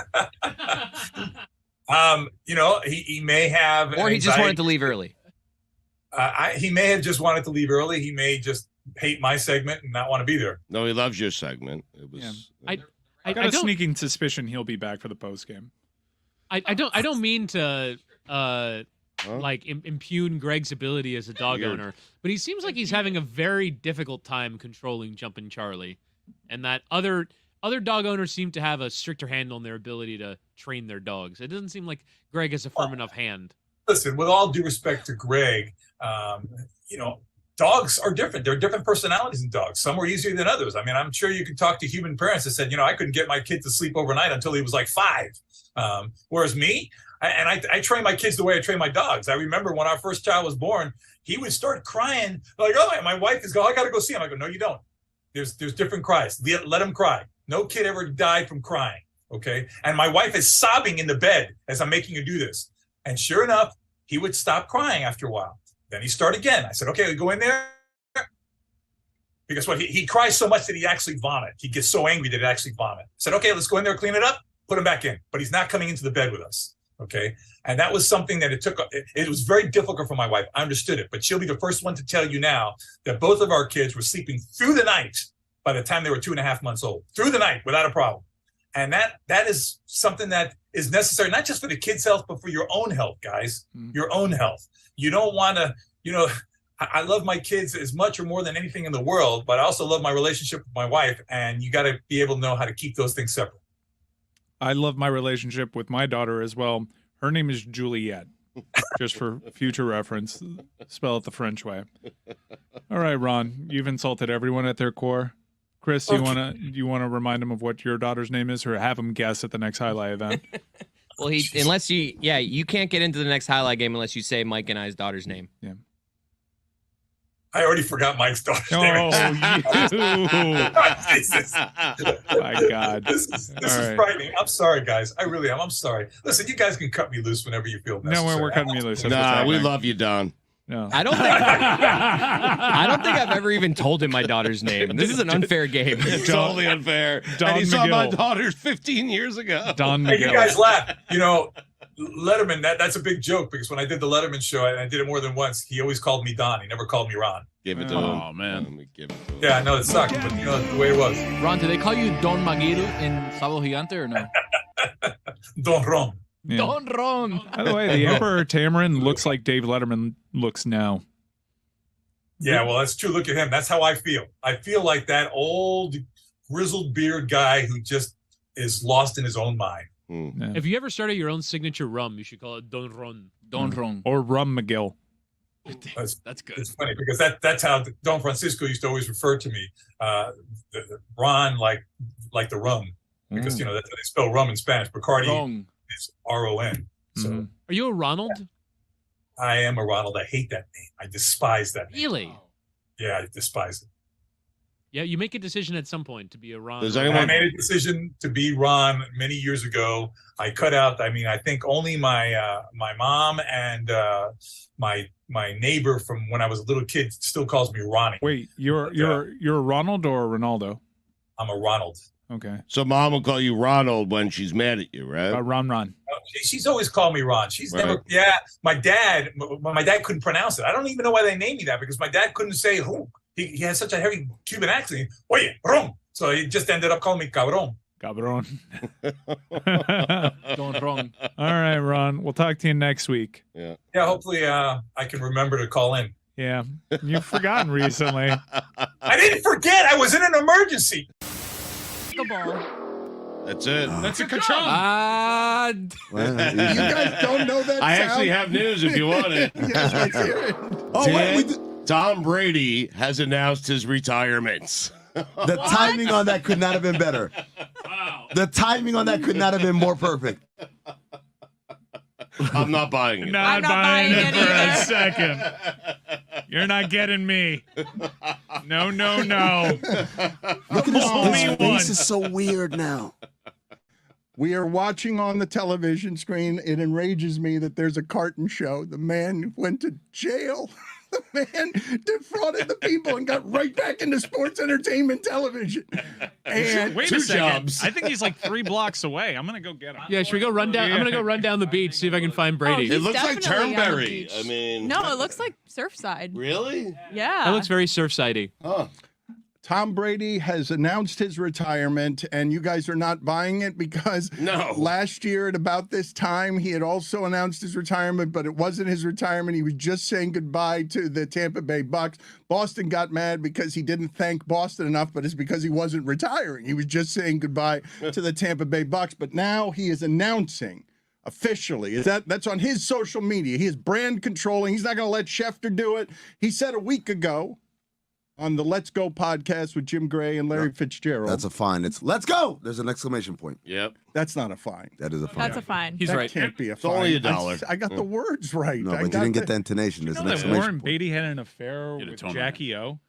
What? Really? When? I mean, You know Warren Beatty had an affair. I That's all I have learned- to say. I learned His last wife night. was an affair. Yeah. I learned last night on TikTok that Jackie Kennedy didn't like being called Jackie, and she preferred being called Jacqueline, the French pronunciation. Barbara Streisand. Yes. You already mentioned Barbara Streisand. Not the duck sauce song. You I guys heard that one at Space one time. aren't believing the retirement that he has. He said he didn't know what he was going to do a week ago. Did he ruin his marriage for just one more year of football? There's no way. A 9-8 year of football, not even a good year. Damn, man. I think a lot of people are jumping to the conclusion that because he decided to do another year of Fountain of Youth, that it did indeed wreck his marriage, even though I believe there are a lot of things that go into how it is that anybody can get divorced. And I think it's probably too simplistic to jump to the conclusion that that's the only reason that they're no longer together. Name another reason. There can be any number of reasons after that many years, but the consumption of the job makes it so that we saw last year that Tom Brady can still play football. Stugotz somehow has talked before about wanting to play until he's 50. Yeah, he didn't have a great year. He had a good enough year, which, and he was going through a lot. So I just figured, hey, that's not the way he's going to go out. If you're going to go through all of this with your family, you're at least signing up for a couple of more years. So I have a hard time believing that he's actually retiring. Well, when you say he had a great year. A good year. Well, no, statistically, I would say he was a above average quarterback, excellent quarterback. You'd want him. The team around him was bad, but that had to be a terrible year for Tom Brady. Like the way that year felt, all of it. It had to be an awful, grueling, draining year. Here are the words of Tom Brady on his social media outlets. Good morning, guys. I'll get to the point right away. I'm retiring for good. I know the process was a pretty big deal last time, so when I woke up this morning, I figured I'd just press record and let you guys know first. So I won't be long-winded. I think you only get one super emotional retirement essay, and I used mine up last year. So really thank you guys so much to every single one of you for supporting me, my family, my friends, my teammates, my competitors. I could go on forever. There's too many. Thank you guys for allowing me to live my absolute dream. I wouldn't change a thing. Love you all. Did you hear that? Yeah. You hear the little bit of emotion towards the end? I'm sad. He's a pro. He's done it before. Oh, my God. He's so good. He'll be This back man in a knows week, how to Mike. retire. I mean, how upset is J.J. Watt? How upset is Greg? How upset is Greg Olson? Just a coffee mug in his hand has been crushed to dust. What if Tom calls the Super Bowl now? Oh, it's a Fox. It is Fox. Oh, no. Yeah. Stugotz, is Tom Brady a better winner than Michael Jordan? Can we replace the Michael Jordan of with the Tom Brady of, or is that a distinction? This is a tough one for you because It is. Well, it's my belief that Jordan, had he not missed those 2 years, would have won 8 straight titles. And in my personal record book, Jordan actually has 8 consecutive titles, which is one more than Tom Brady. So I'm sticking with Michael Jordan. I am. a little easier to do it in basketball than it is in football. It is, no question about it. But, again, 8 consecutive NBA titles. I mean, 8 in a row. It's hard to beat that. 8 in a row, Dan. Think about that. Did Bill Russell beat that? Did Bill Russell come close Yeah, to different beating time, though. I mean, Michael Jordan at this point is a different time. After researching it, I'm replacing the Michael Jordan of with the Warren Beatty of. As you should.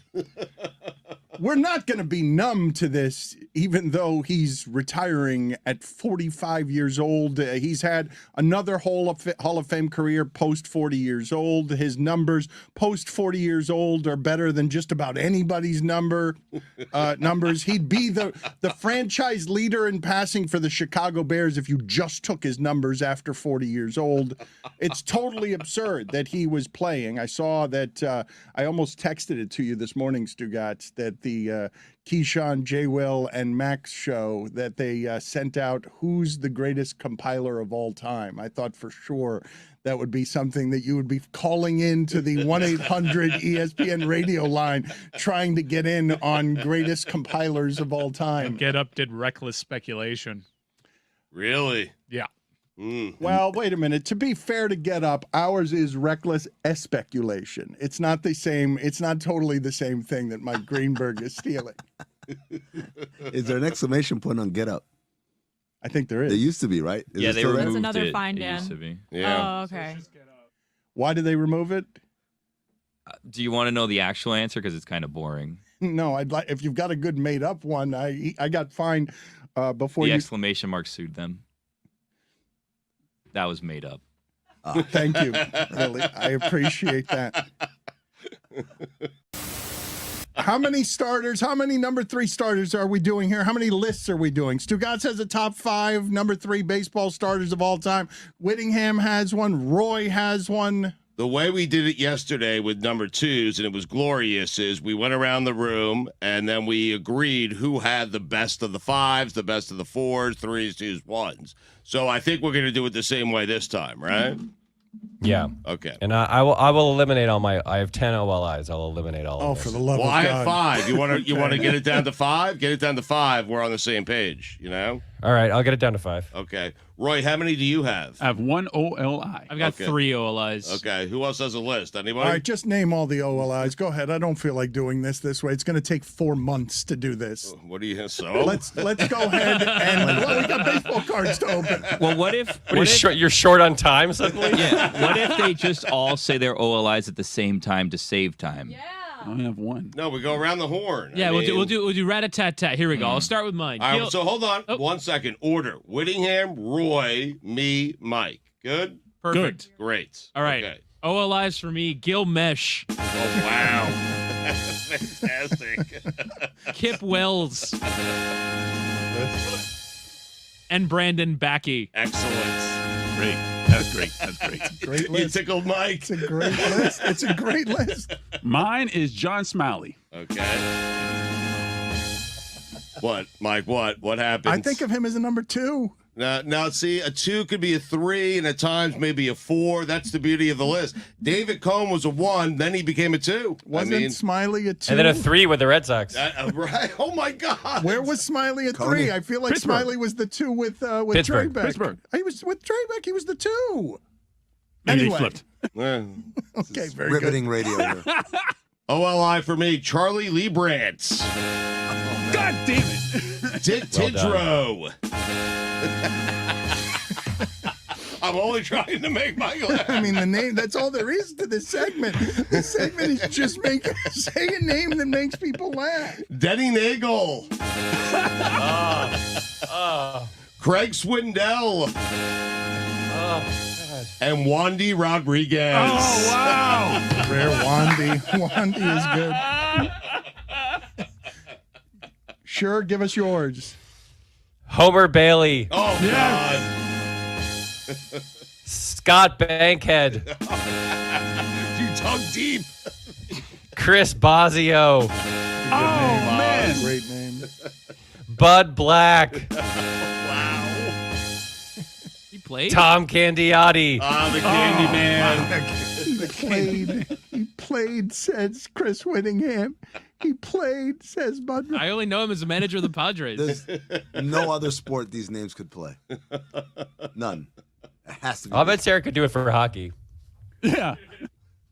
Do what for hockey? Second line centers. Yeah. Oh, second line top 5 centers. second line names. Oh, my second line God. centers whose name make you smile. All right, Sarah, we will give you time to produce this list, or if you have it somewhere on you, top 5 second line to the centers show. ever with funny names that make you smile. Welcome to the show, Sarah. We will give you time to organize yourself. Don't get sucked into Roy, it. number 5, number 3 starter of all time. Charlie Lee Brandt. You got stole my number 5. Sorry, Well, that's Roy. why you yelled in.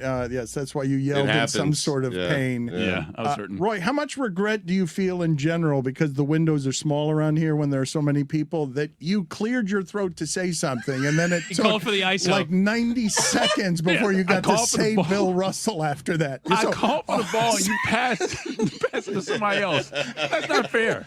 Might as well get sent back to the bench. He was too busy laughing. Number 5, Stugotz. I think Woody's up. It doesn't matter the order. Number 5, Stugotz. Pete Vukovich. It's a good name. Thank you. Witty, number 5. Tomo Oka. Wow. Just to be clear, though, I don't mean to be semantics about this, but was Vukovic indeed a third starter? Like, I think You don't understand this game. Yeah, Stop asking you don't questions. get the Go sit in the game. penalty box. I mean, All you right. do not get You're the the game. ball stopper, right? Hey, what are I you mean, doing? No, get him out of was here. Vukovic a third starter? Get him out of here. Who That's right. Get him out of here. cares? Penalty box. Get out of here. Can I leave too? No, you have to stay. So, You have wait, to You're stay. it. You who want won you to this stay. round? 'Cause Wait, I'm- no, Mike sure. Well, Mike Mike hasn't hasn't given gone his. yet. Yeah. Mike? Timmy Wakefield. Wow. So, All right, let's gather the votes. I'll do it.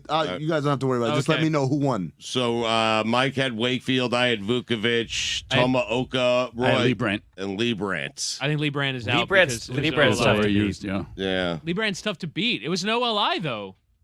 it I was know, for but me. but right. it's really good. He's a number classic 3 3, yeah, and it makes me smile. All right. Yeah. All right, Yeah. Lee Brandt it is. Thank you. Thank Congrats, you. Roy. Gavel. There it is. Okay.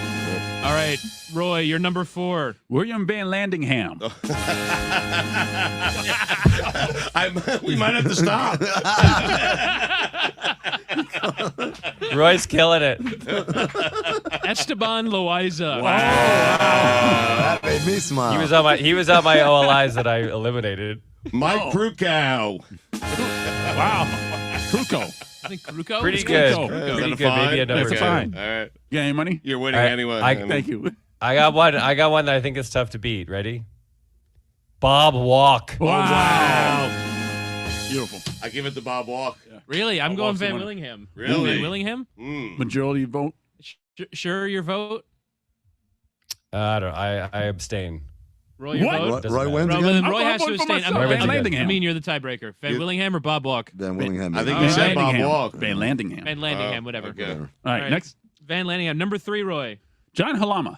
Yo, Roy's Pretty on good. fire. Pretty good. Superb. You did your research last night, Roy. Goddamn right I Yeah, did. you did. Eric Bedard. Oh, wow. Bedard had a Oh, stint as a wow. number 2, maybe even an ace at one point, Bedard, no? Oh, look who He came was back. he was in a big trade that was like, oh, there's some team got an. I think the Mariners 2 got an minutes. ace. You don't Right. get Eric you don't Bedard. get to play the game. You just did the same thing I got penalized for. My game, though. Bedard. Nobody's beating Esteban Loaiza. Go back to the penalty box. Go back to the penalty box. Nobody's beating Loaiza. Don Gullet. Once again, every twin was a number 2 starter. Every red is a number 3 starter. Jeff Weaver. Wow. That's good. Very good. Who won that round? Roy, what was yours again? John Halama. I went for Halama should win. Oh, Roy Bedard. is sweeping Yeah. this then. Thank Yeah, you. My Man, word. All right. So Halama it is. Roy, number 2. Ricky Bonus. Jesus, Roy. He's on No, fire. That's a he's 4 or 5. He's a 4-5 for Yeah. me. Oh, come on. 4-5 for me, Clive. Here's a 3 for me. Horatio Ramirez. Excellent. You know what? You're right. You're right.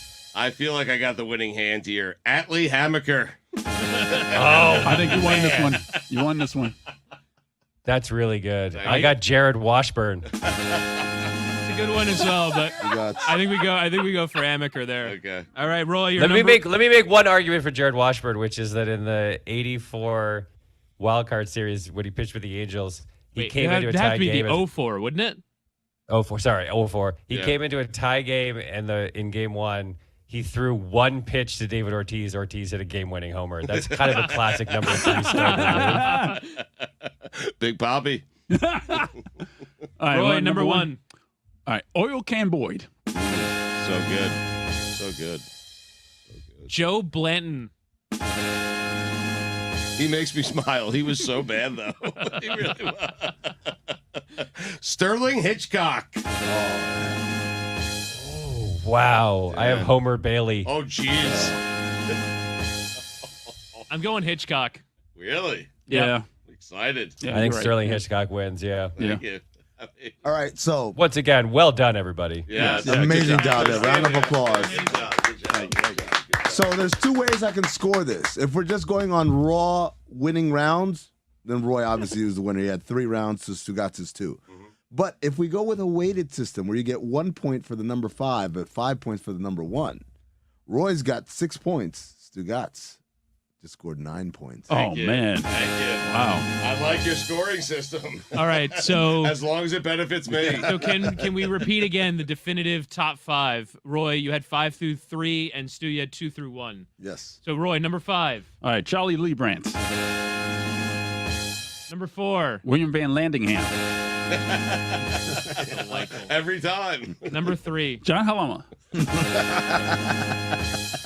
Stu, number 2. Atlee Hammaker. Wonderful. And Sterling Hitchcock. That is a hell of a rotation right there, man. It's a great group. It's a great group. Mike, sure, do you have baseball cards for us?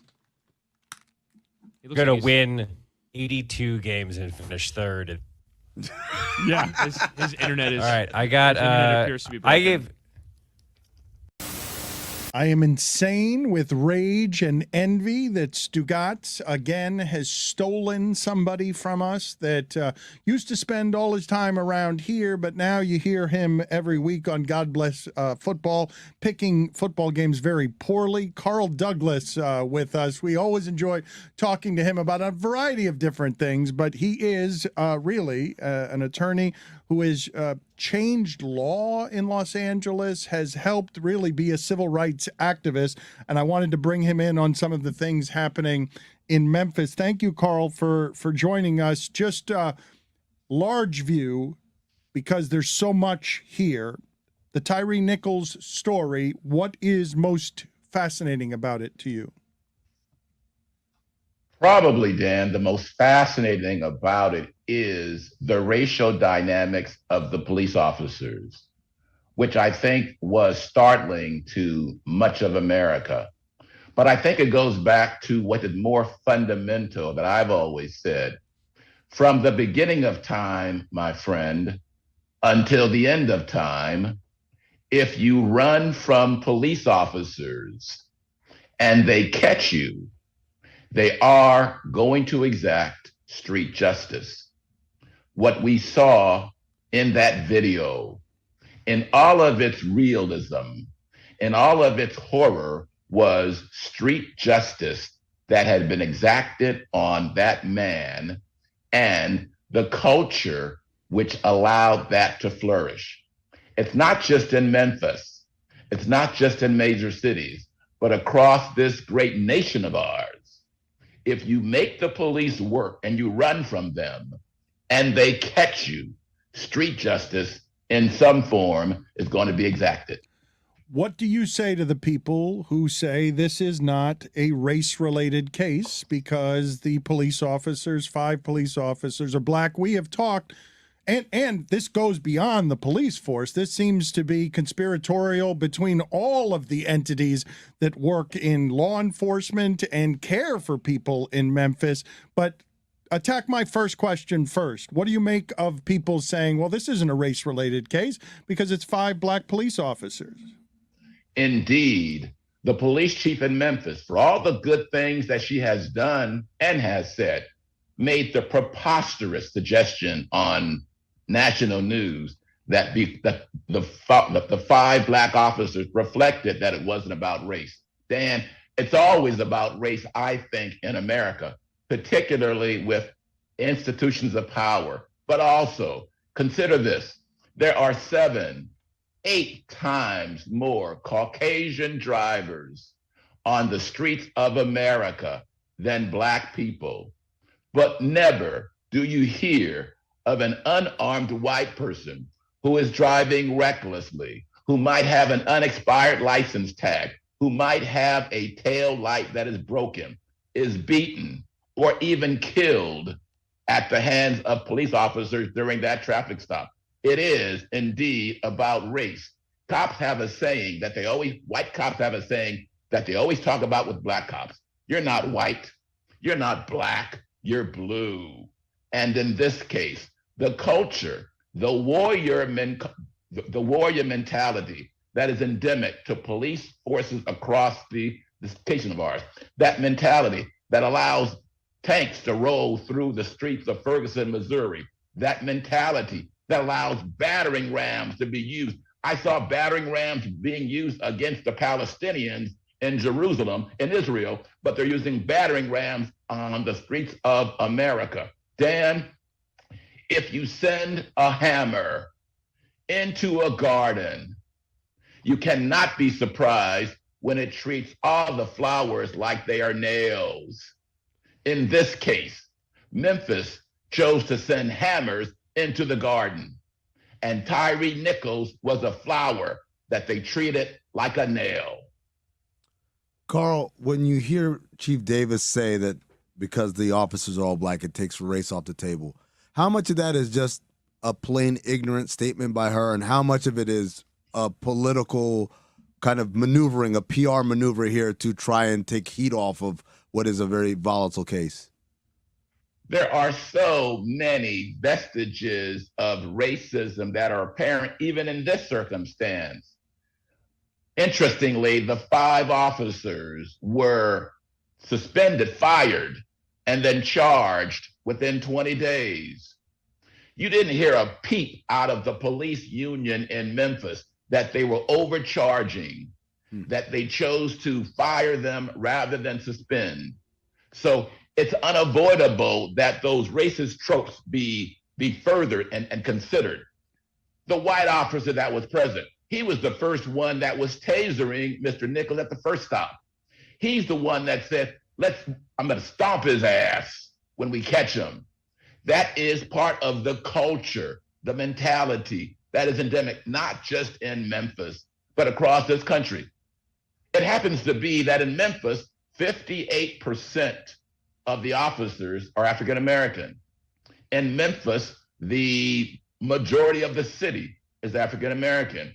So I tout and I applaud the chief's efforts to increase the number of African Americans that are patrolling the neighborhoods. However, there's a greater culture that is at work here, this warrior culture, as opposed to a guardian culture.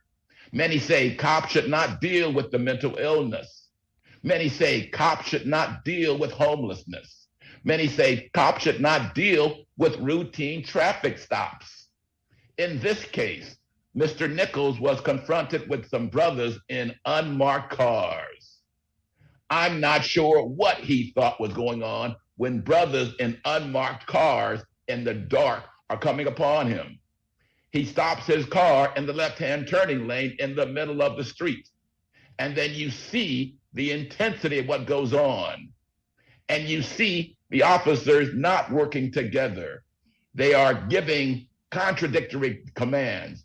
They're doing everything that is contrary to their training, you would think. And the consequence, all too often, is what we see there. But Dan, these officers were all wearing body cameras. Dan, these officers knew that there are police-funded cameras throughout that city that can rain down on them.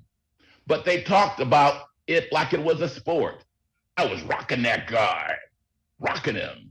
They were laughing and joking. You saw them forming their defense as they talked. He grabbed his gun. Yeah, he grabbed his gun. He was on my gun. He was high. He was high. Clearly, Mr. Nichols wasn't high. Guys, come on. You're being too rough on me. Come on, guys. I'm giving you my hands. Regrettably, this is part of a culture, and there are programs like you that must continue to fight for reform. Carl, you've seen some things. This video, most appalling about it to you is what? That they held the brother up while they punched him 5 separate times. And these were not little brothers. These was brothers 6'2", 6'3", 245, 250. And I've never seen officers holding a brother up who was handcuffed so they could wail him 5 different times. That is maliciousness. And shootings are different. I've seen black cops shoot black people all the time because you have to make a quick second emotional decision. I get it.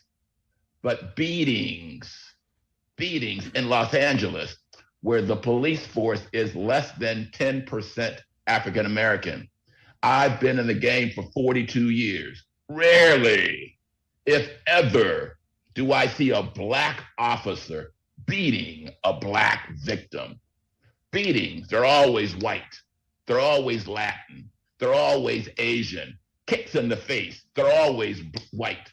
They're always Latin. They're always Asian. So to see that level of maliciousness tells me there's a strong cultural problem in Memphis. But folks, it is not in Memphis alone. Dan, I tell you all the time, don't worry about it. In 2 more weeks, there'll be another name. In 2 more weeks, there'll be another hashtag. And the memory of Tyre Nichols will fade. It's impossible to understand, but in Minnesota, the image of Black Lives Matter is probably worse today than it was the day before George Floyd died. People get tired of this. Oh, not again. Oh, they're complaining once again. Oh, another funeral once again. My goodness.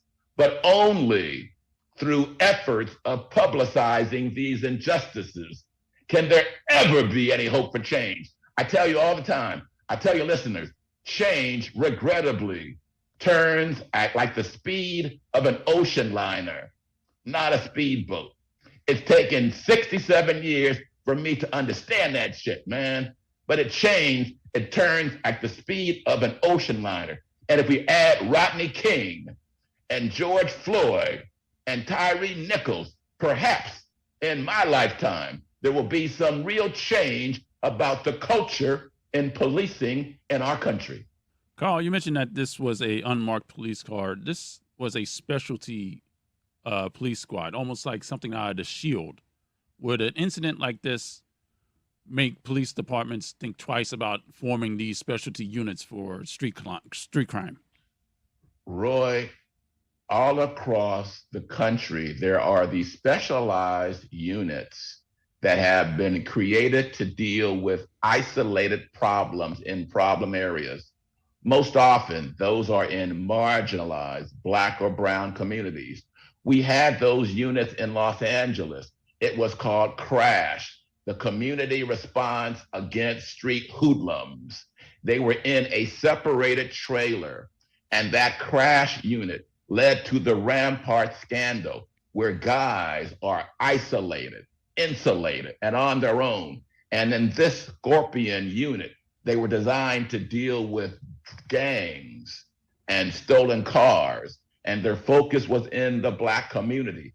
And invariably, there is the real danger that an insulated group of officers like these, cops like their guns and cops like other cops, that is such a unique profession that bond is created. And it's difficult to pierce that and to change the culture of those specialized units. It was called Broken Windows in Manhattan and New York City. And it led to Amadou Diallo being shot 41 times. It's the unit that dealt with Eric Garner and dealt with his death over some cigarettes.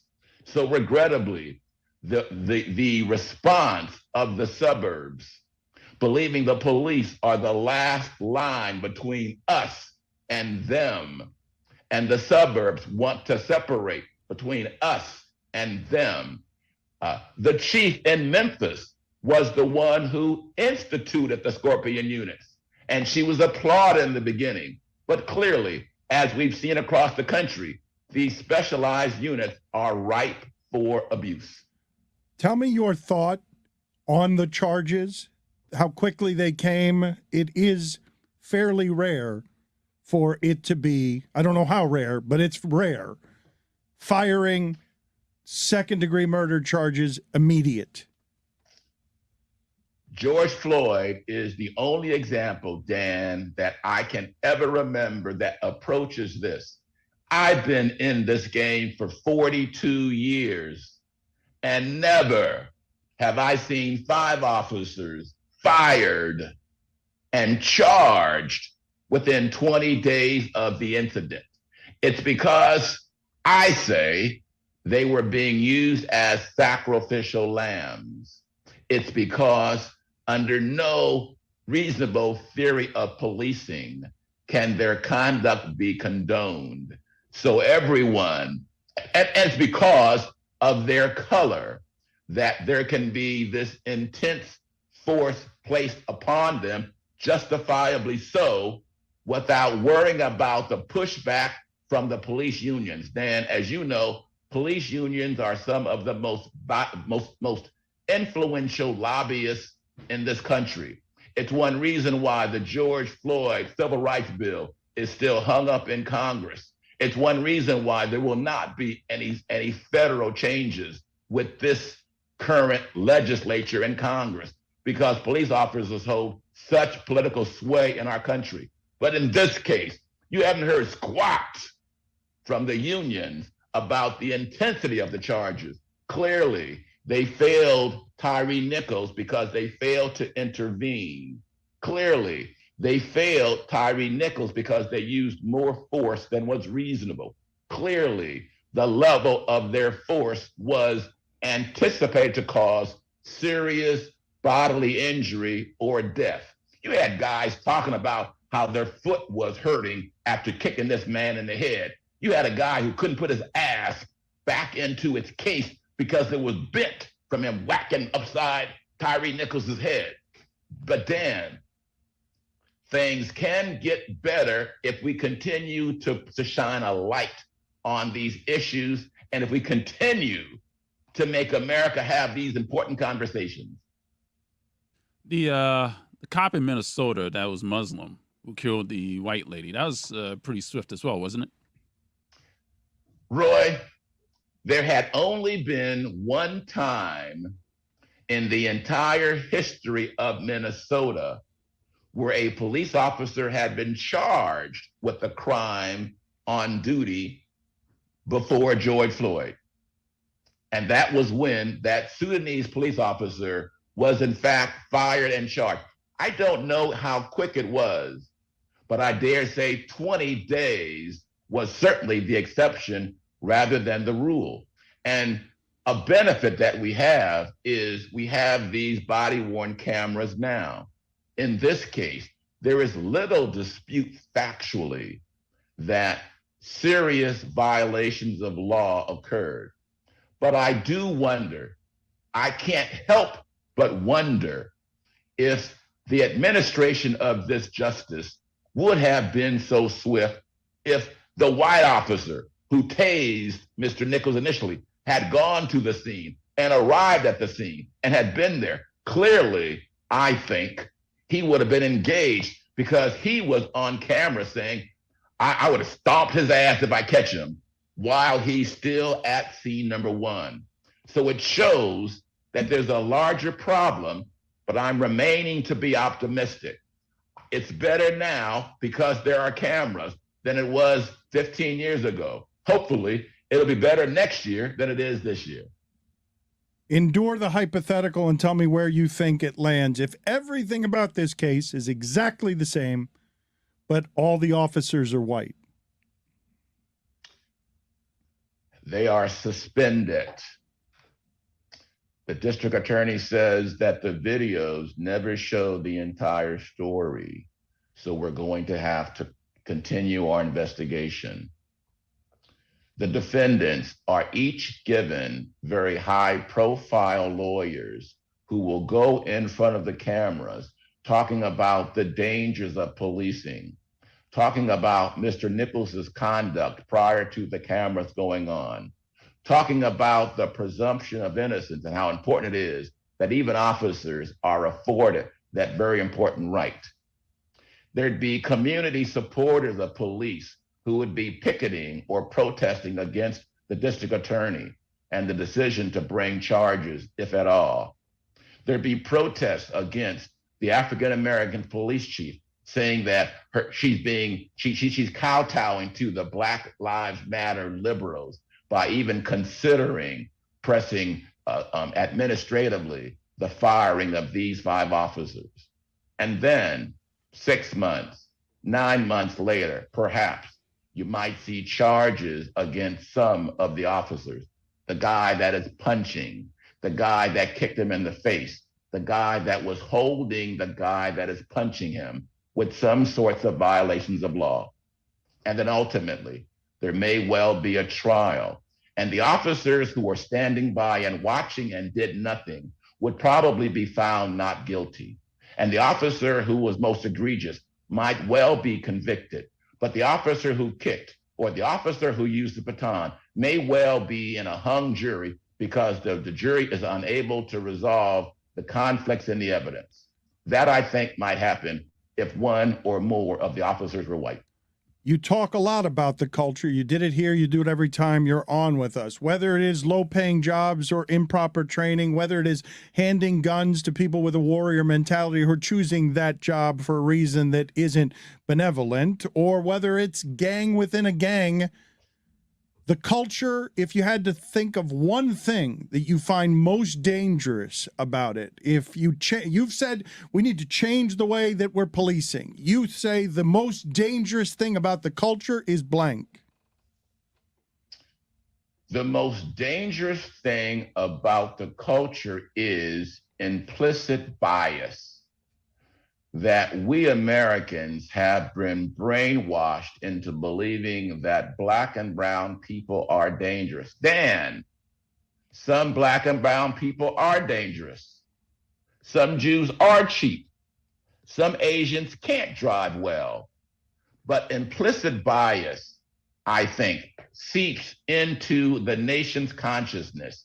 You see black people who are robbers. You see black people who are gang members. You might see white people who are robbers, but you see white people who are judges and white people who are heroes. That lack of balance impacts us all. And police officers, it is ingrained because every cop has a story of a seemingly benign traffic stop that turns deadly. Every cop has a story of a seemingly benign knock on someone's door during a domestic violent call turning deadly. And that fear is part of the culture. And that implicit bias, when added to that fear and layered on top of that fear, regrettably leads to an environment where police officers with guns who are trained killers don't have the sense of humanity when they see someone who does not look like their mother, their father, their sister, or their brother. And they will act in a manner that is born out of fear as opposed to anything else. Excellent, as always, sir. I tell the audience, find him on God Bless Football. They are having a lot of fun with Carl Douglas, who's very eager to talk about sports poorly. Thank you, Carl. Appreciate your time, sir. Dan, it's always a pleasure, my brother. Please have me back. You have a program that is unique and unlike any other in this great country, and it's always an honor for me to be on your show. Thank you, sir. Honor to have you. Collector. I'm just saying, I don't want to be kind of stressed about a bill. There can't be in-person bill collectors anymore. No, like they? a process server. Remember, it's not just Wheel of Fortune is just Hangman. Yeah, is it? That's all it is, isn't it? And it's got tic-tac-toe this still weekend. in the game. Hollywood Squares is tic-tac-toe. But what is the last big one of these to make to land? I'd say probably Celebrity Family Feud has really landed in a big way. Like that's no, but that's not more new. of a spin-off. You're talking about a new show. Honestly, the number I through Chase. Remember the Chase? The Chase. Yeah. Weakest Link. Remember, Are You Smarter Than a Fifth Grader? Oh, that one was also known as Celebrity Jeopardy. Oh, Jesus. Number one. The number one thing I hope I'm not doing when the zombie apocalypse happens. Saying there's no such thing as zombies. You just don't want to be wrong at the end? I just run. I just imagine wrong one last time, running for my life and you stupid son of a bitch. Just hating yourself at the end. That's the last thing that you're doing is self-loathing. You I love that. asshole. It's also like the half-hearted jog that you see in the movie. It's like, God damn, not like sprinting. Just like, no, come on, man. You would rather be mid-shit than be proven wrong. Yeah, okay. Got it. Eddie, I'm glad we're getting a chance to talk to you here. You've got on February 4th, that's this Saturday, Undisputed World Super Featherweight Championship, Madison Square Gardens, Hulu Theater, New York City, live worldwide, exclusively on DAZN. You know the fighting game. You know how to talk about the fighting game, so I don't want to talk about your fight. I want to talk to you about what's going on with fighter pay in the UFC and how you see that as someone who's a promoter and you know the cutthroat business, how the fighting business, how awful it can be to the fighters. You make what of what's happening in the UFC? I think firstly, the UFC is a fantastic business. I think also it provides incredible opportunity for fighters. Every young aspiring MMA fighter wants to be a part of the UFC.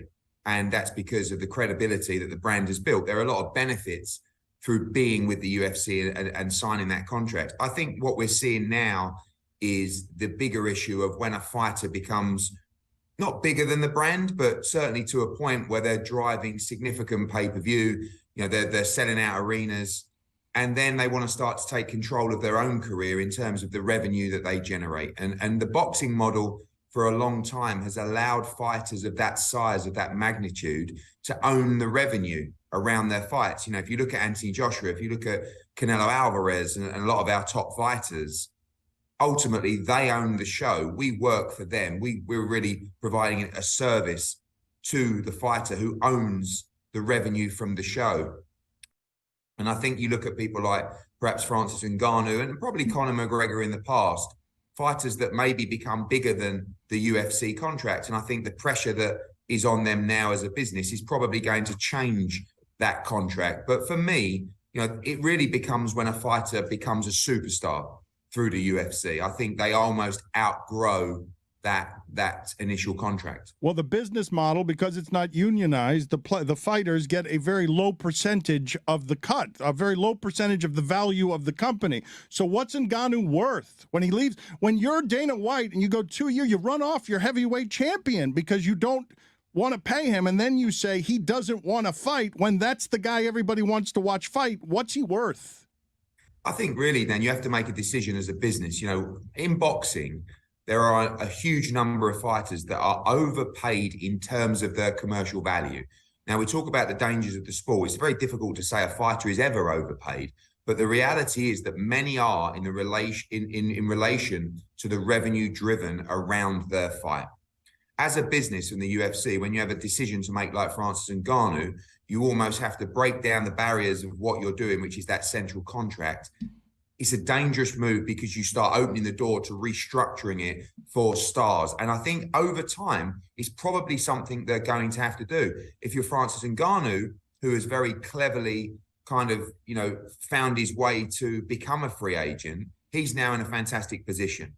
He sits there with an opportunity to move into the boxing world, really controlling his own destiny, doing his own deals, not having to tie himself necessarily to a promotional company, to a broadcaster. He can sit independently, almost field offers from different promoters around different fights, and he's going to make a lot of money.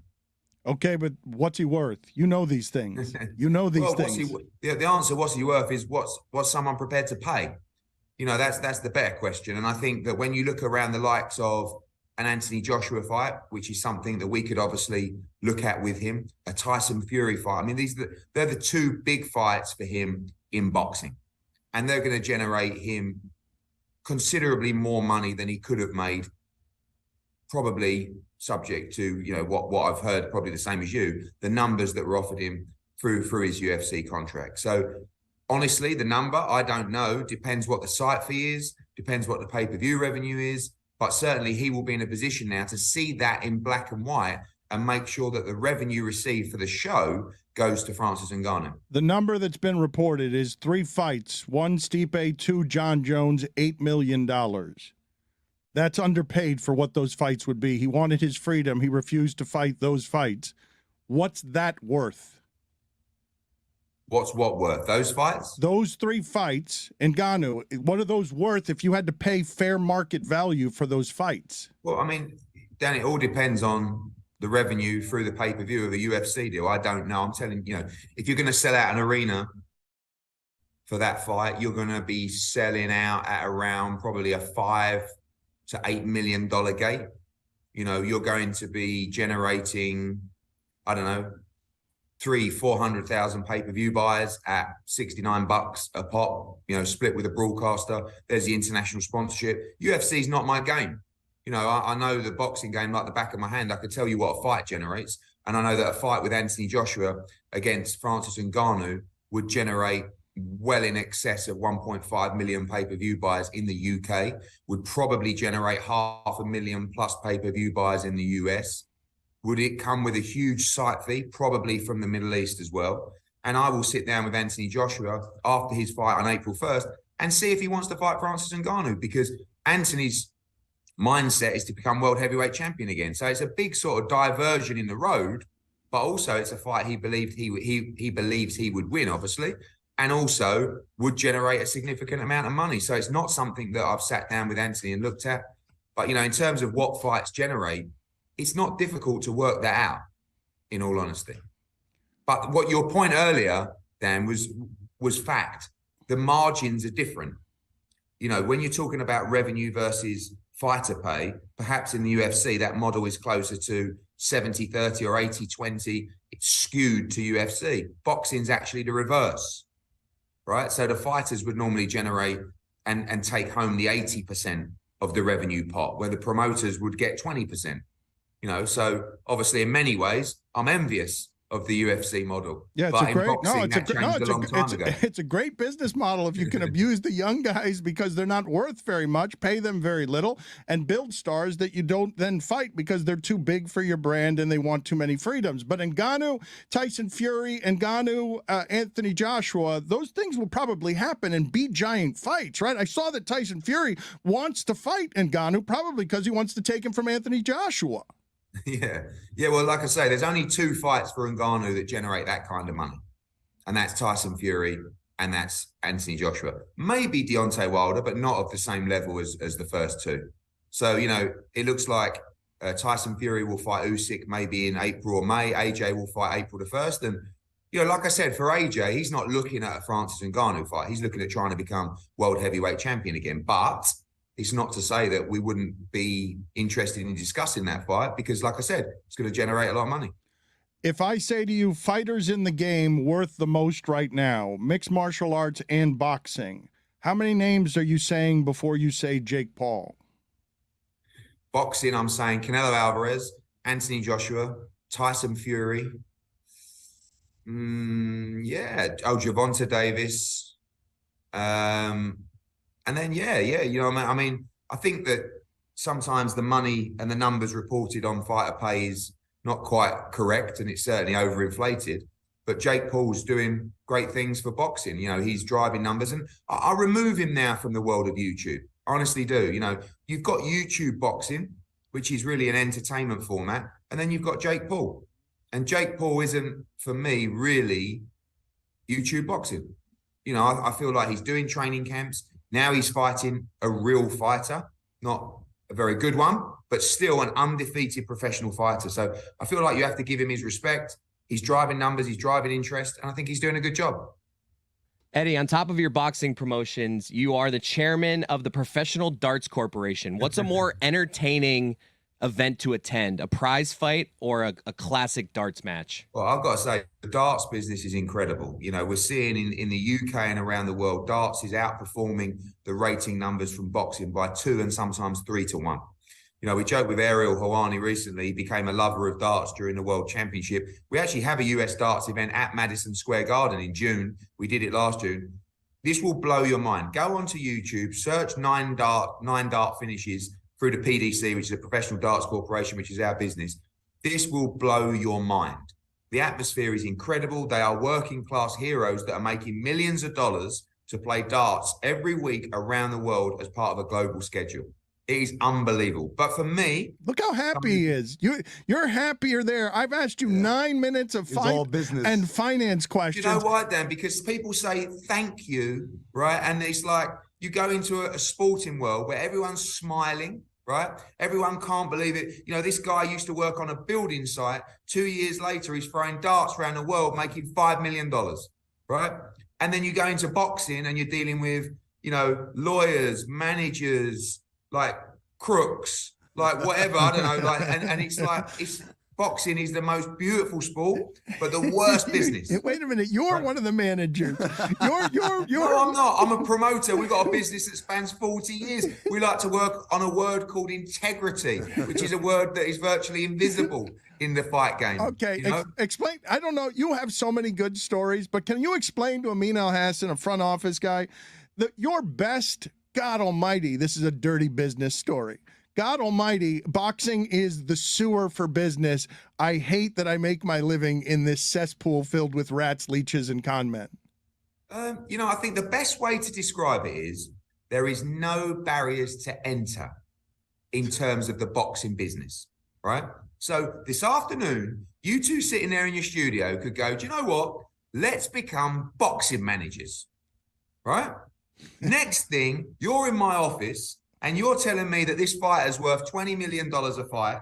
I've seen his pay-per-view numbers. I've seen the numbers that he generates at the gate. But you two are sitting there with no knowledge of the numbers, telling me. And next thing, we're rolling around on the floor. You know, I've whacked Dan. You've jumped me from behind. You know, it's a real mess. That won't happen. But you understand what I'm saying? Fighters get advised, literally, by people who they've bumped into in Chick-fil-A. Right? Like, and you get to people even at the level of like Spence v. Crawford, right? I'm worth this. Why? You've never done a pay-per-view that's generated more than X. No, but this fight, I'm telling you now, this fight will do 1 million buys. Really? Okay. Well, I'll tell you what, you can own the pay-per-view. Oh, no, I don't want to own the pay-per-view. I want a guarantee. No, but you just told me it'll do 1 million buys. Oh, well, yeah. Oh, you know. So like, this is the problem. I mean, on one hand, the structure of the UFC contract, I know there's a lot of debate in that world about what's right and what's fair and what's not, but at least the structure has a structure. You know, in boxing, you're renegotiating every fight. It's minimum purses. It's opponents to be mutually agreed. I sit there, I'm so envious of Dana White. Sometimes he sits there and goes, morning, you are fighting you, and I'll see you at the weekend. Bye. Yes. That's it. It is an unfair structure, but you're happy that at least it has a structure. Yeah, well, no, I'm happy. I'd be happy to be able to say that. It's one of the problems with boxing. And one of the beauties of UFC is you do see the best fight the best because you're told who you're fighting. That's you correct. sign up to an agreement. You know, you don't forget as well, Dan, you sign up to an agreement that enables you to be under that instruction to fight who you want. I would love to sit there in boxing and say, imagine how great the sport would be if you did sign, you know, a universal contract that basically enabled the money is set and you have to fight whoever's put in front of you, right? So you get to a stage where Terence Crawford says, right, you're fighting Errol Spence. Okay, done. Javonte Davis, you're fighting Ryan Garcia. Great. Tyson Fury, you're fighting Deontay Wilder. Wow, we'd have that every week. But unfortunately, we gave up, and definitely rightfully so, we gave up that ability a long time ago.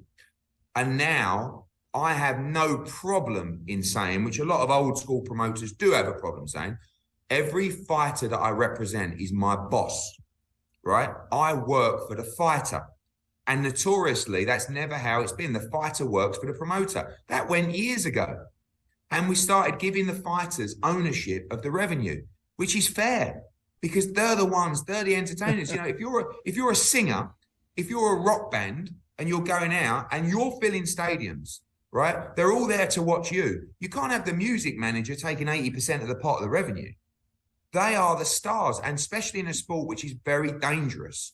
They need to make sure that they, you know, and as a business, we're fine with that split in revenue. We do very well, thank you.